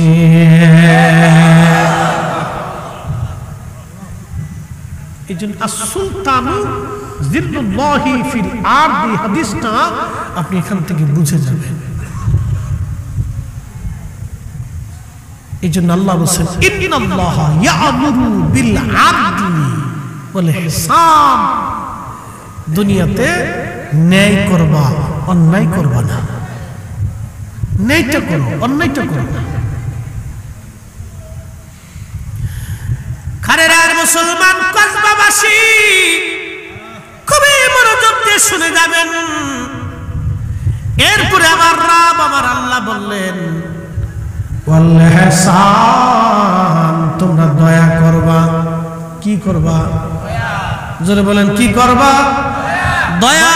দয়া। মাল্লাম ইয়ারহামিন নাস ওয়া মাল্লাম ইয়ারহামিল্লাহ, যে মানুষকে দয়া করে না আল্লাহ তাকে দয়া করে না। যে মানুষকে দয়া করে না আল্লাহ তাকে দয়া করে না। যে মানুষকে দয়া করে আল্লাহ তাকে দয়া করে। তোমরা দয়া করবা, দয়া দয়া দয়া দয়া। আল্লাহ বানাইলেন কত জাতি,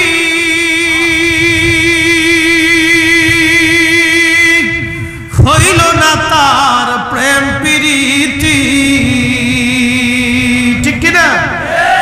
আল্লাহ বানাইলেন কত জাতি,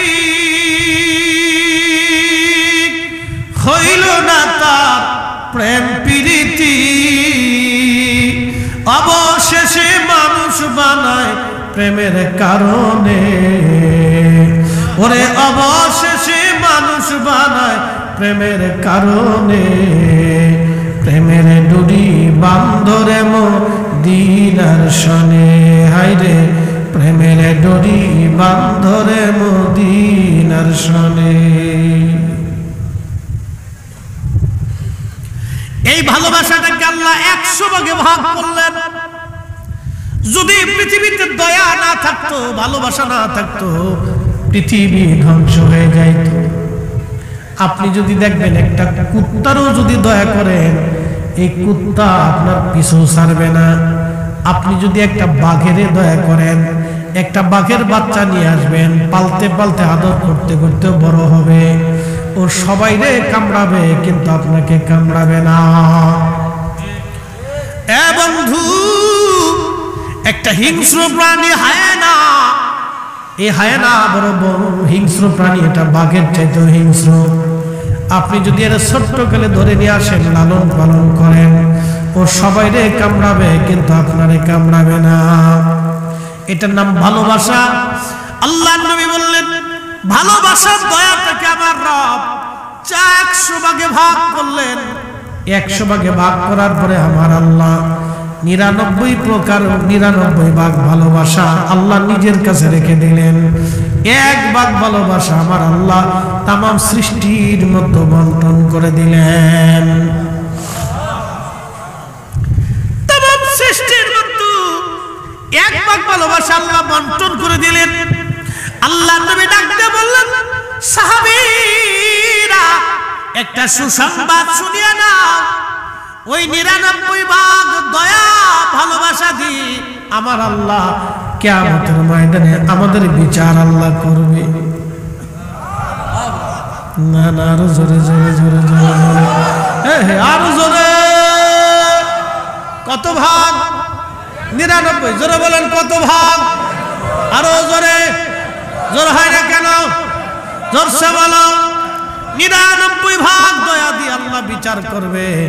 এই জন্য আল্লাহর একটা নাম হলো আর রাহমানির রাহিম,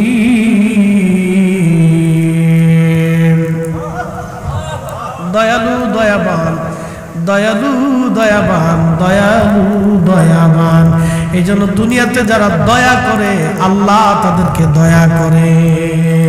আপনি দুনিয়াতে মানুষকে দয়া করবেন, কিয়ামতের মাঠে আল্লাহ আপনাকে দয়া করে মাফ করে দেবে। গোপনে আল্লাহ পর্দার আড়ালে নিয়ে মাফ করে দিবে। আল্লাহু আকবার। আল্লাহ গোপনে ডাক দিয়ে নিয়ে পর্দার আড়ালে পর্দা টানাই দিবে। পর্দা টানে আল্লাহ গোপনে মাফ করবে। ও বান্দা, তুমি দয়া করছিলে না, আমার বান্দারে দয়া করছিলি, বান্দা যা, আমি আল্লাহ আজকে গোপনে তোর দয়া করিয়া মাফ করে দিলাম।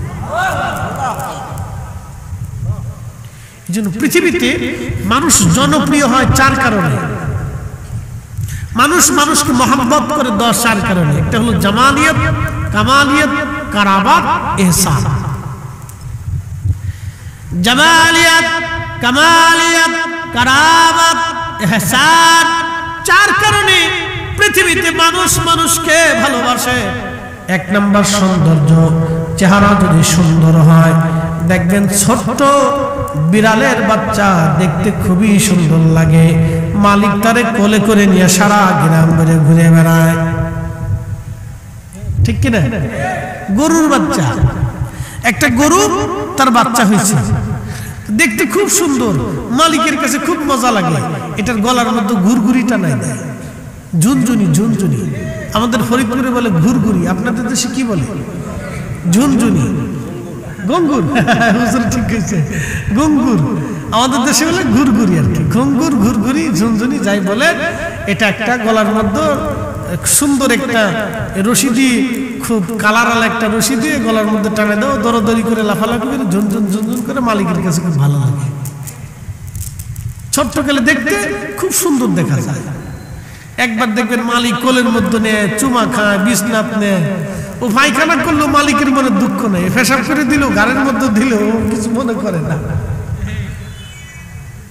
সুন্দর এই জামালিয়ত, এই সৌন্দর্যটাকে মানুষ মহব্বত করে। এই জন্য ছোট্ট বাচ্চা দেখবেন খুব সুন্দর। লাকাদ খালাকনাল ইনসানা ফি আহসানি তাকওয়িম, মানুষকে আল্লাহ কত সুন্দর অবয়ব দিয়েছেন।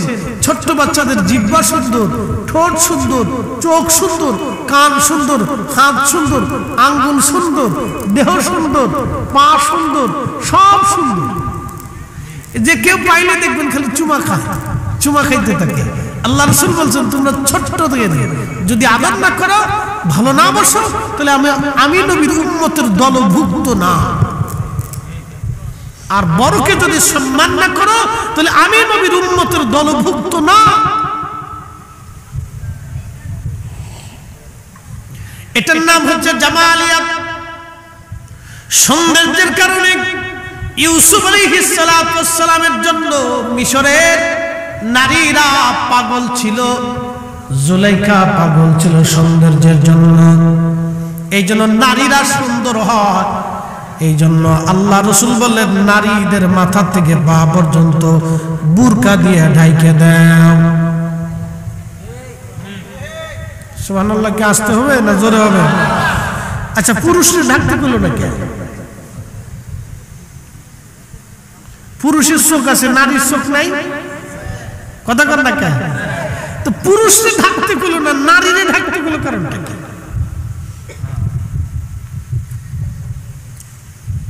সাধারণত নারীরা সুন্দর হয়, আল্লাহ তাদেরকে সুন্দর কাঠামো দিয়ে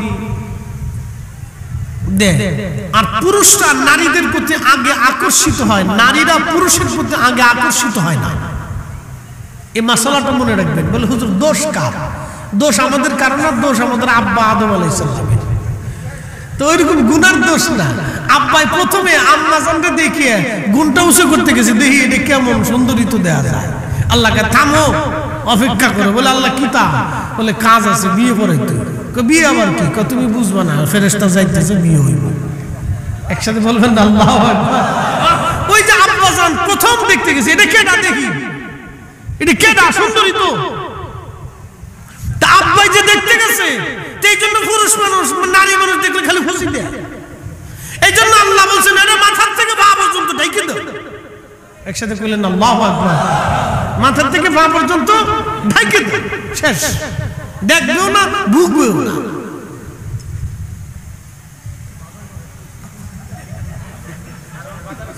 হ্যাঁ, বাজার খালি কালকে শেরপুরে দেখছি, ওরে বাপ রে বাপ, কয়েক হাজার বেডি সব মার্কেটের ভিতরে ঢুকছে।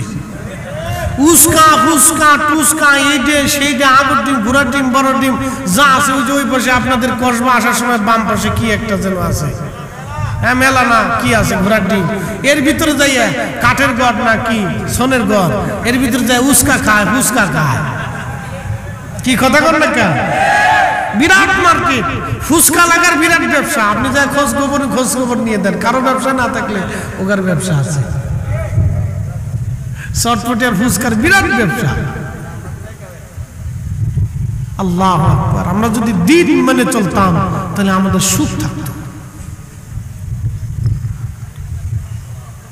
মাথার থেকে পা পর্যন্ত ঢেকে দিতে হবে। একসাথে বলবেন না মারহাবা।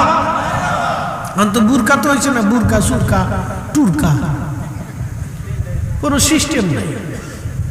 বুরকা পরে না, এটা স্টাইল করে কি করে আল্লাহ জানে।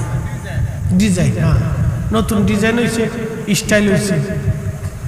বুরকা মাথার থেকে পা পর্যন্ত ঢেকে দিতে হবে, ঢিলে ঢোলাতে ঢেকে দিতে হবে। সুন্নতি বুরকা পড়তে হবে, এটা মনে রাখতে হবে। আপনাদের মেয়ের সন্তান ছোটকাল থেকে এগুলি পর্দার ভিতরে শিখাইতে হবে। শোনেন, পর্দা শিখাইতে হবে, পর্দা শিখাইতে হবে। পর্দা না শিখাইলে ও শিখবে না। ছোটকাল থেকে একটা বাচ্চা পরিবেশে বড় হয়ে ওঠে। বস্তির ভিতরে বাচ্চারা বড় হয় না, কিন্তু আপনি যা 2 দিন বস্তির মধ্যে থাকতে পারবেন না, এটা পরিবেশ। কিন্তু ওই বস্তির ভিতরেই বাচ্চারা বড় হচ্ছে। ওই যে পথ শিশু দেখবেন, ওরা রাস্তাঘাটে ঘুমায়, ওরা ওইভাবে বড় হয়। শীত গ্রীষ্ম বর্ষা শীত ওইভাবে বড় হয়, ওই পরিবেশেও বড় হচ্ছে। কিন্তু আপনার বাচ্চা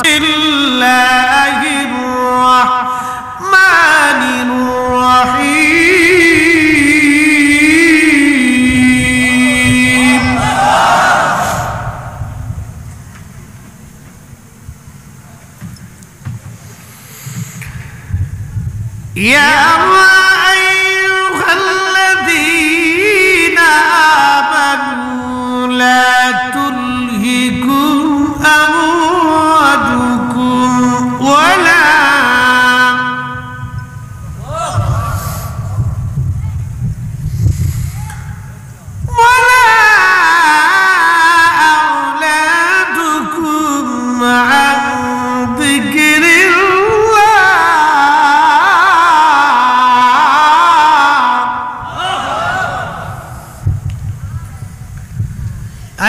দিকে পড়ে আসতেছি। চার কারণ জামালিয়াত, কামালিয়াত, কারাবাত, ইহসান বলে দিয়ে যায়। ইউসুফ দেখতে অনেক সুন্দর ছিলেন। নবীজি বলতেন আনা মালিহুন ওয়া আখি ইউসুফু সাবিহুন, আমি লাল সুন্দর, আমার ভাই ইউসুফ হলো সাদা সুন্দর। আল্লাহ তাকে অনেক সুন্দর করে বানিয়েছিলেন। সৌন্দর্য দেখে মিশরের নারীরা পাগল পারা হয়ে গেল। জুলাইখা পাগল, বান্ধবীরা ডাক দিয়ে বলল, জুলাইখা রে, ইউসুফ একটা গোলাম, ছোট্ট ছেলে দেখে তুমি পাগল কেন বলা? জুলাইখা ডাক দিয়ে বলল, বান্ধবীরা রে, তোমরা যদি আমার ইউসুফরে দেখো তাহলে তোমরাও পাগল হয়ে যাবা। বলে না না, তা হবো না, বলে পরীক্ষা হয়ে যাক। আল্লাহর নবী ইউসুফ আলাইহিস সালাতু ওয়াস সালামকে এক পাশে রাখা হলো পর্দার আড়ালে। জুলাইখা বান্ধবীদের হাতে কমলা লেবু দিয়ে দিলেন, একটা করে ছুরি দিয়ে দিলেন। জুলাইখা বলল, আমি পর্দা সরাবো, তোমরা লেবু কাটতে থাকবা, আমার ইউসুফ আসবে, আমার ইউসুফের দিকে তোমরা দেখবা। হাজরাতে ইউসুফ পর্দা সরানো হলো। ইউসুফ আলাইহিস সালামকে দেখার পরে জুলাইখার বান্ধবীরা কমলা লেবু কাটতে যাইয়া তারা হাত কেটে ফেললো। হাত কুচি কুচি করে তারা কেটে ফেললো। তারা বুঝতেই পারলো না তাদের হাত কেটে যাচ্ছে। আম্মা জান আয়েশাকে জিজ্ঞেস করা হলো, মা, আমার রাসূল দেখতে কেমন, আপনি বলবেন নি?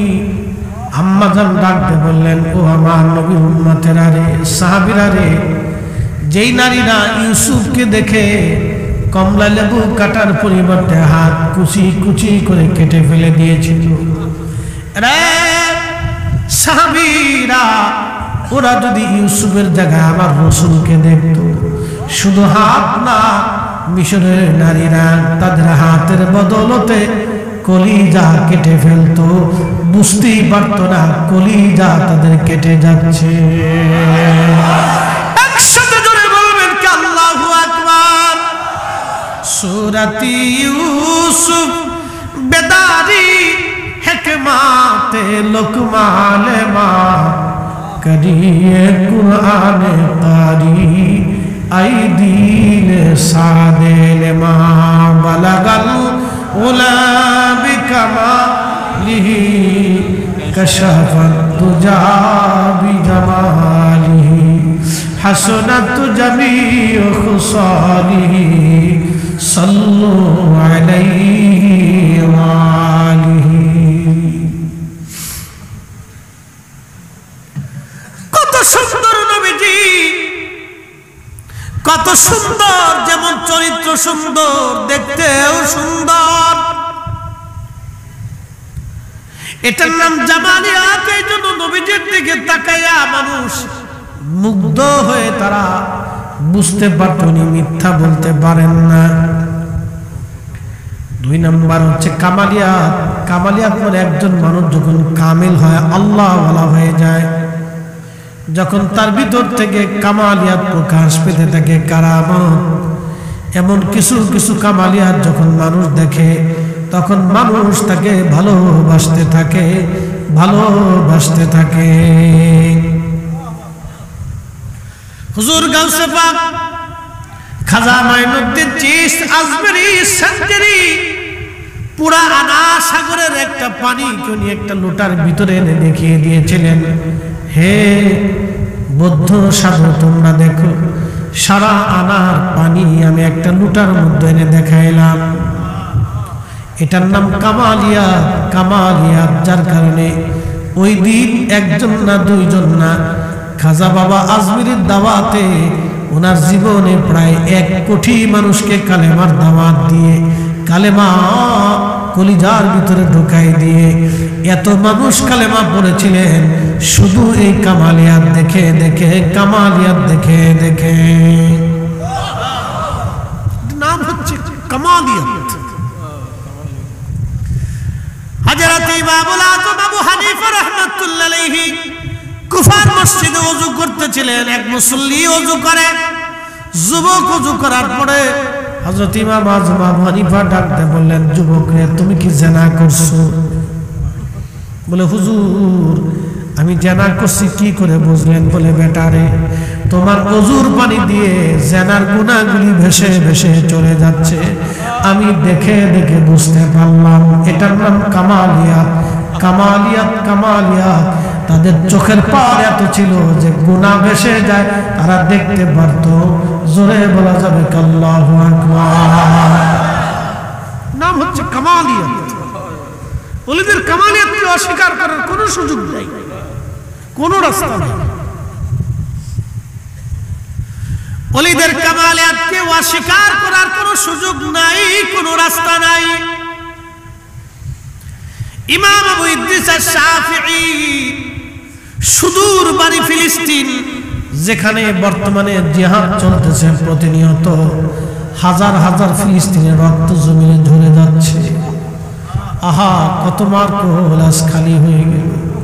ফিলিস্তিনের দিকে যদি আপনি তাকান, সহ্য করা বড় কষ্ট হয়, অনেক বড় কষ্ট। আজ কত মার কোল খালি হলো, কত মার জীবন চলে গেল, কত যুবকের জীবন চলে গেল, কত বাচ্চা শহীদ হয়ে গেল। ৭৫ বছর ধরে ধরে তিলে তিলে ফিলিস্তিনিদেরকে হত্যা করা হয়। পৃথিবীর মরুলরা সব নীরব হয়ে আছে। আজকে যেই দেশ যারা ধর্মের দোহাই দিয়ে আমাদের দেশে ফিতনা বাঁধায়, 8 টাকার তারাবি বানায়, এরপরে আপনার নামাজের ভিতরে ঝামেলা রাখায়, আজকে যারা আমার দেশের ভিতরে আব্দুল ওয়াহাব নজরুলের আকীদা ঢুকাইতে চাচ্ছে, এই ভয়াবহ ফিতনা আহলে হাদিস ফিতনাটা, এটা ওই সৌদি আরব থেকে এসেছে। যার দেশের রাজা বাদশারা ইহুদিদের গোলামি করে, তারা আজকে আমাদের দেশে এসে ধর্ম শিখাইতে চায়। ওদের দেওয়া ধর্ম আমাদের প্রয়োজন নাই, আমাদের শাহজালালেরটাই অরিজিনাল। কথা বলেন ঠিক কিনা? উচিত কথা বললে বলবেন, হুজুর আপনি পক্ষপাতিত্ব শুরু করছেন। আরে বেটা, তুমি আমার দেশে এসে 8 টাকা তার 20 টাকা তারাবি নিয়ে ঝগড়া বাঁধাইছো। বেটা, 1450 বছর ধরে আমরা ঠিকই ছি, 1450 বছর ধরে আমরা ঠিক মিল্লাতের উপর আছি, ঠিক কিনা? তুমি 1450 বছর পরে এসে কি বুঝাইতে চাও? তুমি তোমার সৌদি শায়েখদেরও বুঝাও, যা তারা মাঠে ওয়াজ করতে বলো, বলো সৌদির লোকজন নিয়ে মাঠে ময়দানে একটা মিছিল দিই ফিলিস্তিনের পক্ষে, যদি বাপের কলিজার সাহস থাকে। তা পারবেন না, কারণ ও দিওয়ার সাথে জবাই দিয়ে দিবেন।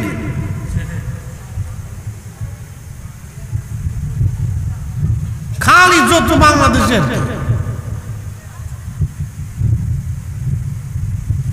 আপনি জানেন পৃথিবীতে 3টে মরল, সৌদি আরব, মিশর, যদি 2টা ধমক দিলে ইসরায়েলের যুদ্ধ বন্ধ হয়ে যায়। দেবে না তো, কারণ দিনে বউ ছুটে যাবে 35টা বউ এক একজনে। বেটা, বউ তালাশ করবো না যুদ্ধ করবো? কোন তো আমরা, হ্যাঁ, এই আরবে যারা থাকছেন জীবনে দেখছেন এক একজনের বউ কয়টা বলেন? 4টের উপরে কি স্ত্রী রাখা জায়েজ আছে? মাসনা সুলাসা রুবা। আল্লাহর বিধান অনুযায়ী সূরা নিসার 3 নম্বর আয়াতের ফয়সালা অনুযায়ী, আল্লাহর কোরআনের আইন অনুযায়ী 4টের উপরে একসাথে স্ত্রী রাখা 4টের উপরে হারাম। 5ম নাম্বারটা স্ত্রী হবে না, ওটা হারাম হবে। যতবার মিলন হবে ততবার জেনা হবে, যতটা বাচ্চা হবে সবকটা অবৈধ জারজ হবে। এক একজনের বউ 17 না 20টে 22টে, এটা কি মানুষ না গরু? হ্যাঁ, হেরা এসে আপনার দেশে ফতোয়া দেয় 8 টাকার তারাবি। ফাজলিমের একটা সীমা থাকা উচিত, বলেন তো? আমাদের দেশের ভিতরে আমরা আলেম আছি 60 লক্ষ, দল আছে 30টি। কথা বুঝেন নাই মনে হয়? আলেম হলো 60 লক্ষ, দল হলো 30টা, তাহলে ভাগে বলো কয় লাখ? 2 লাখ টাকা, 2 লাখ করে ভাগে পাইছে। তারপরে গুতাগুতির শেষ নেই, এটা গুদ দেয়, এটার গুদ দেয়, এটার ধাক্কা দেয়, এটার মার দেয়। ওরে বাপরে বাপ, শয়তানে হাসে আর কয় যা তোরা গিলি গিলি কর, আর দরকার নাই।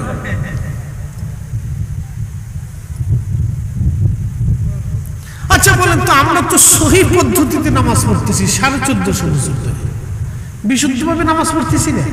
তো নতুন করে এদের আইনে ঠেলাঠেলি করে বাংলাদেশে আবার নতুন দল বানানোর দরকার কি? হেগার ভিতরে বলে 19টা দল আছে। কয়টা? হেগার ভিতরে বলে 19টা আছে। এবার আপনি বুঝলাম যে কি ঠেলাঠেলি। হেগারে মানুষ হলো 19 জন, দল 19টা, ধাক্কা ধাক্কি শেষ নাই। পাগলের দেশে বাস করতেছে।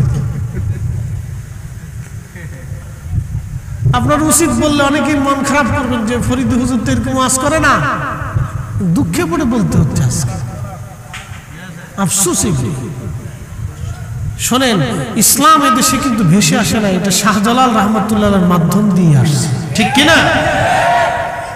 তিনি কিন্তু শুধু তসবিহ পড়ে এদেশে ইসলাম প্রচার করেন নাই, তলোয়ার হাতেও নিয়েছিলেন। কথা ঠিক কিনা? তলোয়ারও নিয়েছিলেন, জিহাদও করেছেন, শহীদও হয়েছেন, বহু সাথীরা শহীদ হয়েছেন এই জমিনে। সহজ করে দেখার তো সুযোগ নাই। তো শাহজালাল রহমতুল্লাহ 360 জন নিয়ে দিন প্রচার করে ফেললেন, কায়েম করে ফেললেন। কারণ সেই সময় মত একটা ছিল। কয়টা ছিল? একটা ছিল মত। একজন ব্যক্তি, তিনি শাহজালাল, যাহা বলেছেন তাহাই ঠিক। মত একটা, পথ একটা, এক কোরআন, এক নবী, এক আইন, এক বিধান, এক তরিকা, দিন কায়েম হয়েছে। আর মানুষ যত তরিকা তত, এক পীর আর এক পীরের মুরিদরে দেখতে পারে না, এক পীর আর এক পীরে দেখতে পারে না, এক হুজুর আর এক হুজুরে দেখতে পারে না, এক দল আর এক দলের দেখতে পারে না। এই নানান তালে রুচি আমরা, তালের শেষে। আচ্ছা, যার যার তালে সেই তাপ, আর কি করব? তবে আমরা যেটা আগে থেকে আসি এটাই ঠিক। কথা কোন ঠিক কিনা? শাহজালালেরটা ঠিক, এটা অরিজিনাল। দেশে রোহিঙ্গা দিয়ে ভরিয়ে গেছে। কি দেশে কি রোহিঙ্গা? রোহিঙ্গার আইসা কয় তোরা বাংলাদেশ ছেড়ে চলে যায়, এটা আমার দেশ। হ্যাঁ, তোরা বাংলাদেশ তো চলে যা, দেশ আমাদের।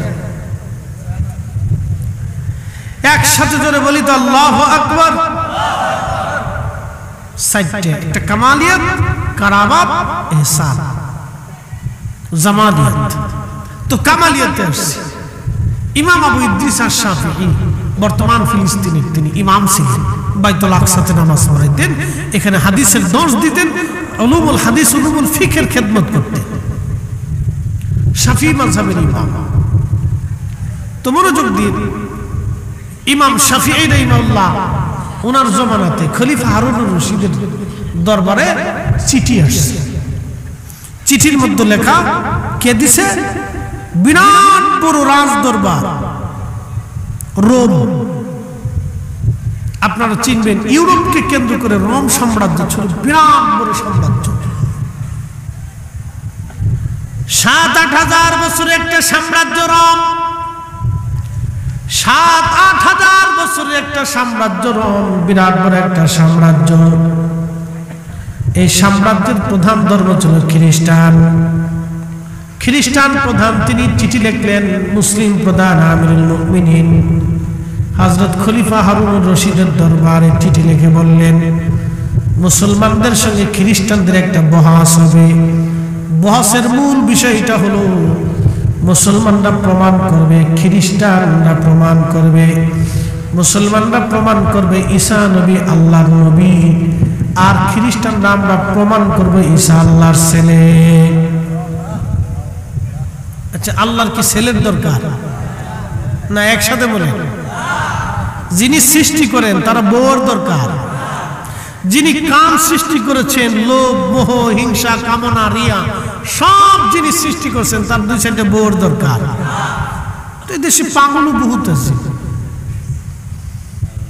আল্লাহর বউ আছে, আল্লাহর ফুলাফান আছে। আমাদের দেশে যারা সনাতন ধর্মে বিশ্বাসী হাসবেন না, মন খারাপও করবেন না, ওটা তার বিশ্বাস। তাদের বিশ্বাস হলো 33 কোটি দেবতা আছে। বিদ্যার দেবতা, বাতের দেবতা, খাবারের দেবতা, সূর্যের দেবতা, চাঁদের দেবতা, রাতের দেবতা, দিনের দেবতা, সমুদ্রের দেবতা, পাহাড়ের দেবতা, গাছের দেবতা, বিদ্যার দেবতা, এরকম দেবতা গুনতে গুনতে 33 কোটি হয়েছে। কত কোটি? 33 কোটি। আচ্ছা, ধরেন তাদের বিশ্বাস অনুযায়ী অনেক খোদা, 33 কোটি খোদা আছে। এখন যে সূর্যের খোদা আছে আর যে দিনের খোদা আছে, তো সূর্যের খোদা বলল যে না, আজকে সূর্য আমি 5 মিনিট পরে উঠাবো। আর দিনের খোদা বলল না, সূর্য আমার এই 5 মিনিট আর আগে আসতে। তো দুই খোদার ভিতরে ঝগড়া লেগে গেল। এই ঝগড়া করতে করতে দুই খোদা শেষে লাগছে কি লেগে। আচ্ছা বলেন, রাশিয়ার ইউক্রেনের যুদ্ধের দরকার আছে, দুই খোদাই ফিটিফিটি করেই তো জান শেষ। তো খোদার বান্দারা কখন ফিটিফিটি করবে? তো খোদার ফিটিফিটিতে জগৎ শেষ হয়ে যেত। এই জন্য আল্লাহ বলছেন আর কোন খোদার অস্তিত্ব নেই, আমি একাই রব, আমি একাই সৃষ্টা, আমি একাই সব। কি কথা কর না কেন, ঠিক কিনা? মালিক কয়জন? রব কয়জন? একজন, একাই।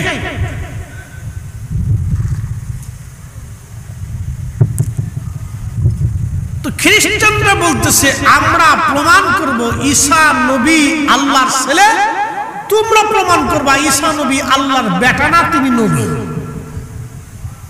ব্যাস, বিরাট বহস, সত্যিকারই কথা না। দুই সাম্রাজ্যের বহস হবে, অনেক বড় চ্যালেঞ্জ। কে এই চ্যালেঞ্জের মোকাবেলা করবে? খলিফা হারুন রশিদ খুব চিন্তিত। কারণ চিন্তাটা হলো, মুসলমান যদি বহসে হেরে যায় তো কিয়ামত পর্যন্ত মুসলমান মাথা নিচু করে থাকবে, যে মুসলমানরা সেই বহসে পারে নাই। তো খলিফা চিন্তা পেরেশানিতে দিন কাটতেছে, কাকে দায়িত্ব দিবে, প্রধান মুবাহিস কাকে করবে। তো উজিরকে জিজ্ঞেস করলেন, উজির কি করা যায়? তো উজির বললেন, খলিফা একটা পরামর্শ আছে। বলে কি পরামর্শ? বলে পরামর্শ হচ্ছে ফিলিস্তিনের বাইতুল আকসার একজন ইমাম আছে, তার নাম ইমাম আবু ইদ্রিস আশ-শাফিঈ। সে অনেক বড় ইমাম এবং অনেক বড় আল্লামা। একসাথে বলবেন না মারহাবা। খলিফা বললেন তাহলে হুজুরকে দাওয়াত দাও।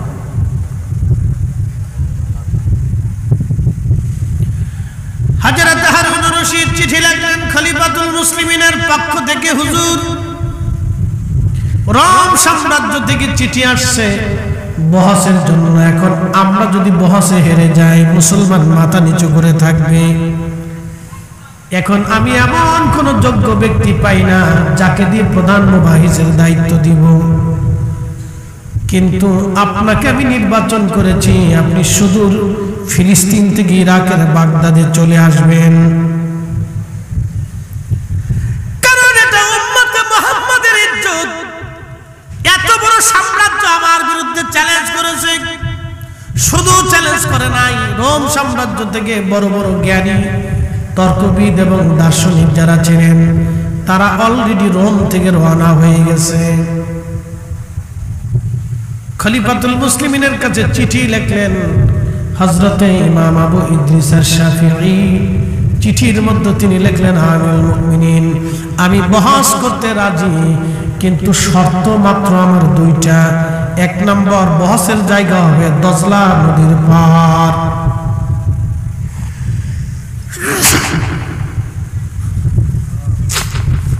এক নম্বর, বহসের জায়গা হবে দজলা নদীর পারে। দুই নম্বর, বহসের সময় হবে যোহরের নামাজের পরে। খলিফার দরবারে চিঠি আসছে, খলিফা আবার চিঠি পাঠালেন, হ্যাঁ আমি বহস আপনার শর্তে রাজি, আপনি আসেন। বিরাট বড় বহস দেখার জন্য লক্ষ লক্ষ ইরাকবাসী, হিন্দু, বৌদ্ধ, খ্রিস্টান, ইহুদি, মুসলমান সব সেই দিন উপস্থিত হতে লাগলো। আজকে মুসলমান এবং খ্রিস্টানদের বহাস দেখব। বিরাট বড় রাজ দরবারের পক্ষ থেকে দাজলা নদীর পারে, যেটাকে টাইগ্রিস নদী বলা হয়, এই নদীর পারে বিরাট মঞ্চ তৈরি করা হলো। লক্ষ লক্ষ মানুষ নদীর পারে উপস্থিত হয়েছে। জ্ঞানী গুণী সাধু সন্ন্যাসী তর্কবিদ দার্শনিক খ্রিস্টানদের পক্ষ থেকে তারা উপস্থিত হয়ে গেল। মুসলমান আমির উলামা ফুদালাগণ উপস্থিত হয়ে গেলেন। কিন্তু ইমাম শাফিঈ ধীরে ধীরে ধীরে ধীরে গেলেন। জোহরের নামাজের রক্ত ঠিক এমন সময় তিনি বহাসের মঞ্চের সামনে যায় বললেন, খলিফা নামাজের রক্ত, আপনি যাই নামাজ দেন, আমি আগে জোহরের নামাজ আদায় করব, পরে বহাস হবে। তো খলিফা যাই নামাজ দিন, আমি আগে জোহর পড়বো, পরে বহাস হবে। আচ্ছা ঠিক আছে। দেখেন বহাস। খলিফাতুল মুসলিমিন যাই নামাজ পাঠাইলেন হযরতে ইমাম শাফিঈ। যাই নামাজ দিয়ে তিনি দজলা নদীর মধ্যে যাই নামাজ ছেড়ে দিলেন। যাই নামাজ দজলা নদীর মধ্যে বিছাইয়া ইমাম শাফিঈ ওই যাই নামাজের উপরে দাঁড়াইয়া দজলা নদীর মাঝখানে যাইয়া পানির উপরে যাই নামাজ বিছাইয়া নামাজ পড়া শুরু করে দিলেন। না না, একসাথে বলেন আল্লাহু আকবার। কি বুঝলেন? পাওয়ার আসেনি? মুসলমানের পাওয়ার আসেনি? না আরো জোরে বলেন আছে। সুদ খাইলে পাওয়ার থাকবে, ঘুষ খাইলে পাওয়ার থাকবে, হারাম খাইলে পাওয়ার থাকবে? অবশ্যই।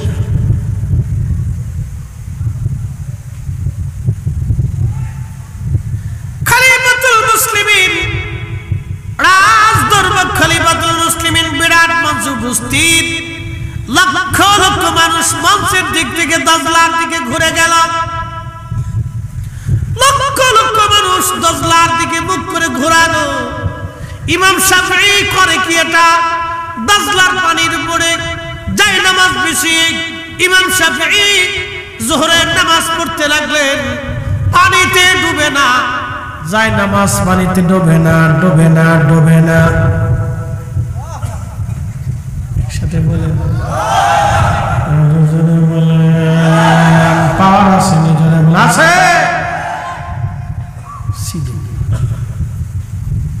এখন পাওয়ার আমাদের নাই, আমরা শূন্য হয়ে গেছি। ঠিক তখনই জোহরের নামাজ শেষ হয়ে যাওয়ার পরে ইমাম শাফিঈ ডাক দিছে, এ খ্রিস্টানেরা, কে বহাস করবা? আমি ইমাম শাফিঈর সাথে আর হযরত ঈসা নবী আল্লাহর নবী, আল্লাহর ছেলে ছিলেন না, আমি ইমাম ইদ্রিসার সাথে প্রমাণ করব। তবে শর্ত হলো, কলিজার মধ্যে যদি সাহস থাকে তাহলে আসো। আমি যেইভাবে যাই নামাজ নদীর উপরে বিছাইয়া আজকে নদীর মাঝখানে দাঁড়াইলাম, খ্রিস্টানেরা তোমাদের প্রধান মুবাহিসের যদি সাহস থাকে এইভাবে যাই নামাজ বিছাইয়া আমার সামনে দজলা নদীর সামনে আসো, দজলা নদীর মাঝে আসো। আমি আর তুমি দুইজনে দজলার মাঝখানে যাই নামাজ বিছাইয়া পানির উপরে আজ বহাস করব। জোরে না বললে বুঝবো কিপটে। একসাথে হাত উঁচা করে বলেন আল্লাহু আকবার। পাওয়ার আসেনি?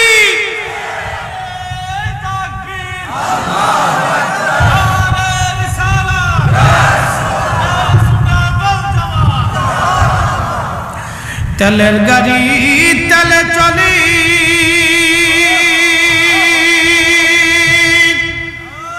হাওয়ার গাড়ি হাওয়ার উড়ে, বিনা তেলে চালায় গাড়ি নবী সুলাইমান। আমরা সেই মুসলমান।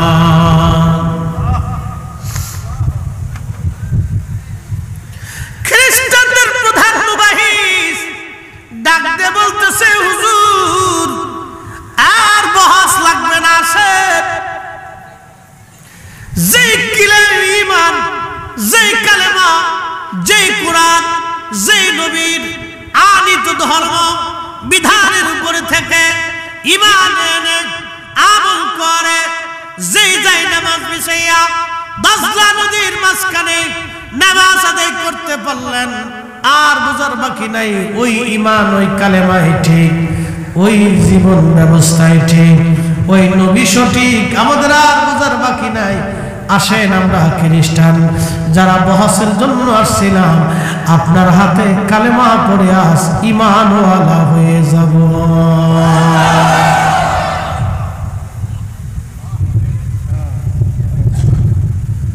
কিতাবের বহস লাগে না, এ দেখাই দিছে বহস। আসো কোনটা সঠিক এবার বুঝো, আসো ডাইরেক্ট অ্যাকশন হবে, বাকি ঝুঁকি নেই।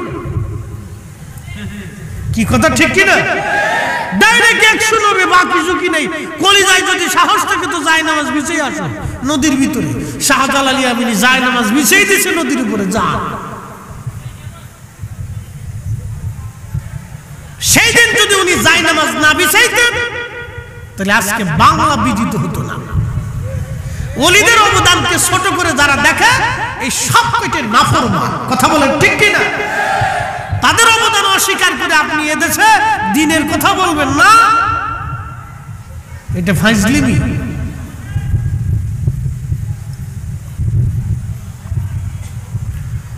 এটার নাম হচ্ছে কামালিয়াত। কামালিয়াত, কামালিয়াত, কামালিয়াত। এই কামালিয়াতের জন্য কোটি কোটি মানুষ তাদেরকে ভালোবাসে। বাংলাদেশে প্রেসিডেন্ট মারা গেল, প্রধানমন্ত্রী মরে গেল, এরপরে রাষ্ট্রপতি মরে গেল, এ মন্ত্রীরা মরে গেল, অর্থমন্ত্রী, বিভিন্ন মন্ত্রী, ধনীরা মরে গেল, কোটিপতি মারা গেল, বিরাট বড় নেতা মারা গেল, চোর ডাকাত মরে গেল, কিন্তু কারো খবরে মানুষ যায় না। আজকে 750 বছর ধরে আল্লাহর ওলি শাহজালাল রহমাতুল্লাহের বরগাহে কোটি কোটি মানুষ 700 বছর ধরে যায়, আসে, জিয়ারত করে। উনি এমন একজন মুকুটহীন সম্রাট, যার সৈন্যবাহিনী নাই, যার রাজত্বের সীমানা নাই, তিনি মুকুটহীন সম্রাট। তার সংসদও নাই, সিংহাসনও নাই, কিন্তু ওনার বরগাহে কোটি কোটি মানুষ যায় আর আসে। কিয়ামত পর্যন্ত জিয়ারত চলতেই থাকবে, বন্ধ হবে না। এমন জীবন করিও গঠন, হাসিবে তুমি, কাঁদিবে ভুবন। এমন জীবন করিও গঠন, হাসিবে তুমি, কাঁদিবে ভুবন, কাঁদিবে ভুবন। 3 নম্বর হচ্ছে কারাবাত। কারাবাত মানে নৈকট্য। আপনি সহবত যত বেশি দিবেন, মহব্বত তত বাড়তে থাকবে। যত বেশি সহবত দিবেন, মহব্বত বাড়তে থাকবে।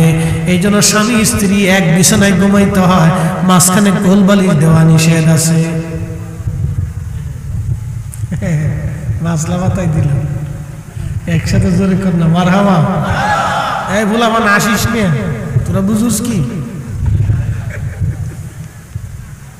মাঝখানে কোল বালিশ দেওয়া নিষেধ আছে, এক বিছনায় ঘুমাইতে হয়, নাহলে জ্বালা আছে। এক বিছনায় ঘুমাবেন, কোল বালিশ দেওয়া নিষেধ। এটার নাম কারাবাত। যত কাছাকাছি, যত পাশাপাশি, তত মোহাম্মত বাড়বে। কাছাকাছি, পাশাপাশি, মোহাম্মত তত বাড়বে। Out of side, out of mind. মানুষ চোখের আড়াল হলে মনের আড়াল হয়ে যায়, চোখের আড়াল হলে মনের আড়াল হয়ে যায়। এই জন্য দেখবেন কবরে চলে গেলে ছেলেরা বাপ মারে ভুলে যায়। আর কিছু ভাইরা আছে তো দোয়া মানেই না। যেই বাপের সন্তান দোয়া মানে না, ওই গলায় গলায় তাল, খুব মিলতাল, কিন্তু কোনো যুদ্ধ বিগ্রহ করে না, খুব মিলতাল করে ওর গাঁজা ভাগ করে খায়। ওরা মিলতালে গাঁজা ভাগ করে খাইতে পারে, কিন্তু আমরা ভাত মিলতালে ভাগ করে খাইতে পারি না। কি কথা কর না? গান জুটির খুব বন্ধুত্ব, বাপরে বাপ, খুব গলায় গলায় মিল। দেখবেন ওরা একসাথে গাঁজা টানতেছে, একসাথে গাঁজা খাইতেছে, কোনো যুদ্ধ বিগ্রহ নাই। যদি বেশি ভালো দেখতে চান তাহলে লালনের মাঝারে চলে যাবেন। মন খারাপ করছেন? লালনের বাজারে কুষ্টিয়া যায় দেখবেন যে সব একসাথে বসে বসে টানতেছে, একবার ভাটা উঠিয়ে ফেলেছে টানতে টানতে।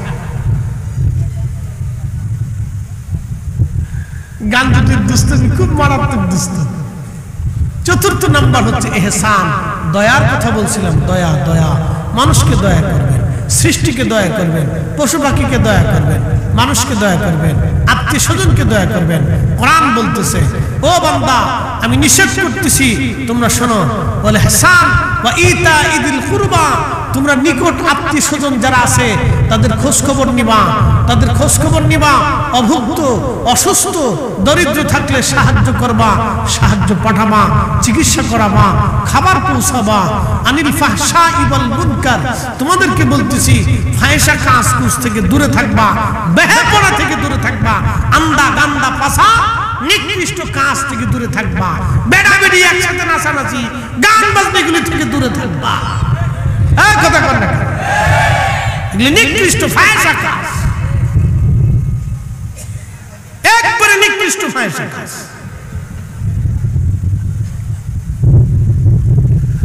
আল্লাহর কোরআন বলতেছে আনিল ফাহশাই ওয়াল মুনকার, নিকৃষ্ট ফাহিশা কাজ থেকে দূরে থাকবা তোমরা, বেহাপনা থেকে দূরে থাকবা, আন্দা গান্দা পচা কাজ থেকে দূরে থাকবা। এরপর আমার আল্লাহ বলতেছেন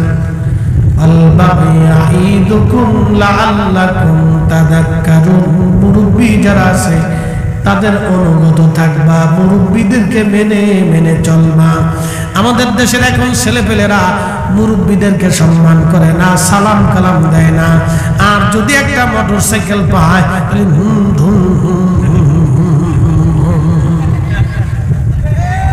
বাপরে বাপ, কয়েকদিন পরে হসপিটালে দেখি পঙ্গু হসপিটালে ঠ্যাং একটা ঝুলে রাখছে, ঝুলে রাখছে কে রে, অ্যাক্সিডেন্ট করছে মোটরসাইকেলে। কথা কর না কেন? আপনি সারা সৌদি আরব ঘুরে দেখবেন একটা মোটরসাইকেল পাবেন না সহজে। কোন যুবকদের করে মোটরসাইকেল কিনতে দেয় না। আর আমাদের দেশের পোলাপান বাপে কৃষি কাজ করে খায়, পোলারে মোটরসাইকেল কিনে দিতে হবে, নাহলে গলায় যদি মরে যাবে। আমার কথা হলো মরে যাবে, কি কথা কর না কেন? ও মরে যাক, 7-8 মরে গেলে কি হয়? তুই মরে যাবে, তোর মোটরসাইকেল কিনে দেবো না, যা। কথা ক্লিয়ার করে, ভেজাল বুঝেল নাই, তুই মরে যাবে, যা।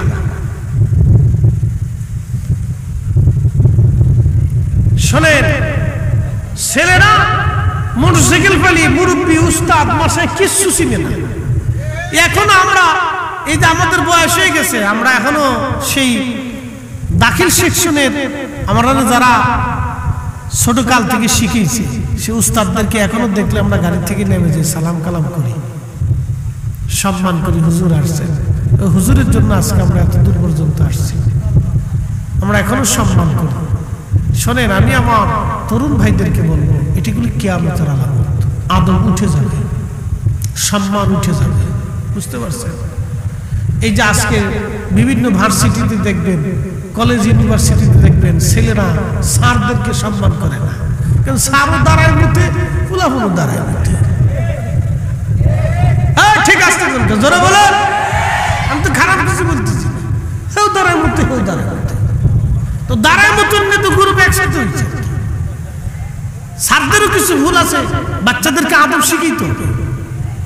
প্রতিষ্ঠানগুলিতে সন্তানদেরকে, ছেলেদেরকে ছোট কাল থেকে শিখে উঠিতে হয়। কিছু কিছু স্যার আছে যে এগুলো ঘুমায় পড়ছে, ঘুমাচ্ছে, উনি শিক্ষা পাতে ঘুমাচ্ছে, খুব ঘুমো না, সারা জীবন ঘুমাইছে না, ক্লাসে গেলে খালি ঘুমাচ্ছে। ফাজলিমের একটা সীমা থাকা উচিত। সন্তানদেরকে যদি আদব শিক্ষা না দেন তাহলে বেআদব হবে। এই জন্য আদব শিখিয়ে বাবাজি, প্রিয় বন্ধু আমার, সন্তানদেরকে আদব শিখান, আদবই বানান। আদবই যদি না বানান তাহলে বিপদ আছে। এই জন্য সন্তানদেরকে আদব বানান। মোটরসাইকেল দেওয়ার দরকার নেই, মোবাইল দেওয়ার দরকার নেই, তাকে লেখাপড়া শেখান, তার জীবনটাকে সুন্দর করে গঠন করার চেষ্টা করেন। আর ছোট্টকালে কোনো বাচ্চাকে মোবাইল দিবেন না। আমার এক মুসল্লি একদিন আমার কাছে কাঁদতেছে, দোয়া করেন। কি দোয়া করবো? আমার ছেলেটা পাগল হয়ে গেছে। আল্লাহর কসম, আমার মসজিদে, ওই যে আমার ভাইটা গেছিল মসজিদে, তো আমি বের হয়ে আসতেছি জুমার নামাজ পড়ে, মাহফিল করতে আসতে, তো বের হয়ে আসতেছি, এক মুসল্লি এসে দাঁড়া করতেছে, হুজুর একটু দোয়া করে। তা বললাম কি দোয়া করবো, কি হয়েছে? তা বলতেছে হুজুর আমার ছেলেটা পাগল হয়ে গেছে। বললাম ছেলেটা পাগল হলো, বয়স কত? বলে হুজুর 5-6 বছর বয়স। এই আমার দিকে তাকান, আমি বাস্তবতা থেকে বলতেছি। বলে 5-6 বছরের বয়সের একটা বাচ্চা কিভাবে পাগল হলো? হুজুর ওর মা খালি মোবাইল দিত, গেম খেলতে খেলতে পাগল হয়ে গেছে। আমাকে তোমারও জুতা দিয়ে ভিড়াবো, তোমার বউরও জুতা দিয়ে ভিড়াবো। দোয়া চাইতেই চলছে, নিজের সন্তান দিয়ে এইভাবে পাগল বনে তারপরে দোয়া চাইতেই চলছে। ছি ছি ছি, লজ্জা করেন আপনার। আপনি একটা ছোট্ট বাচ্চাকে এইভাবে মোবাইল দিয়ে তারা অ্যাবনর্মাল বানিয়ে ফেলছেন, পাগল বানিয়ে ফেলছেন। বাচ্চাদেরকে মোবাইল দিবেন না, গেম টিপতে দিবেন না, টিকটক দেখতে দিবেন না। ব্রেনের উপরে বিরাট আঘাত করে, ওটা অসুস্থ হয়ে পড়বে কদিন পরে। মনে থাকবে? আল্লাহ বুঝান তৌফিক দিক, সকলে বলে না আমি। এই যে একটা নাতের বই আছে সুন্দর, অনেক লেখা, শাহিন আলম ছোট ভাইও বিক্রি করে। এই নাতের রসুল আছে, এখানে আমার একটা গজল আছে, ওই নামই আমার গলার মালা, ওই নাম জপে মোর জোড়ায় জানা,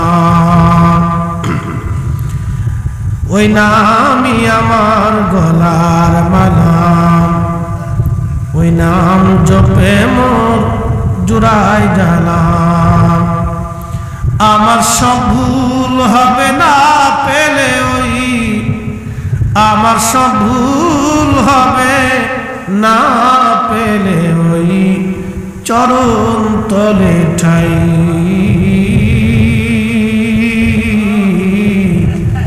ওই নামের মাঝে কি যেন এক শান্তি খুঁজে পাই। আমি বিভোর হই রসুল নামে দুরুদ পড়ে যাই, ওই নামের মাঝে কি যেন এক শান্তি খুঁজে পাই। আল্লাহুম্মা সাল্লি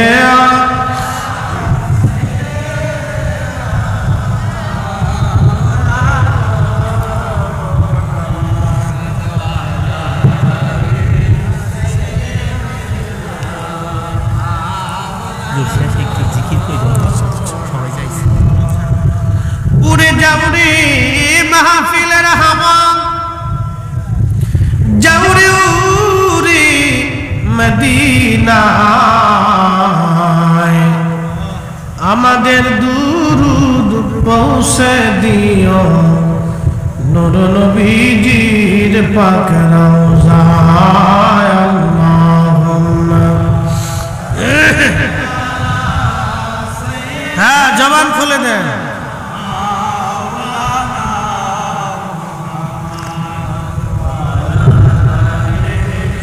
সাইয়্যিদানা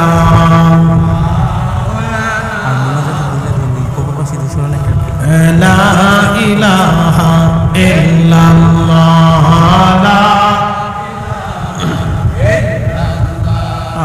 লা ইলাহা, আসিয়া বলে আল্লাহ আল্লাহ, ফেরাউন দিছে কত জ্বালা। আল্লাহ বলেন ও জিবরাইল, আল্লাহ বলেন ও জিবরাইল, খুলো হে জান্নাতের তালা। লা ইলাহা লা ইলাহা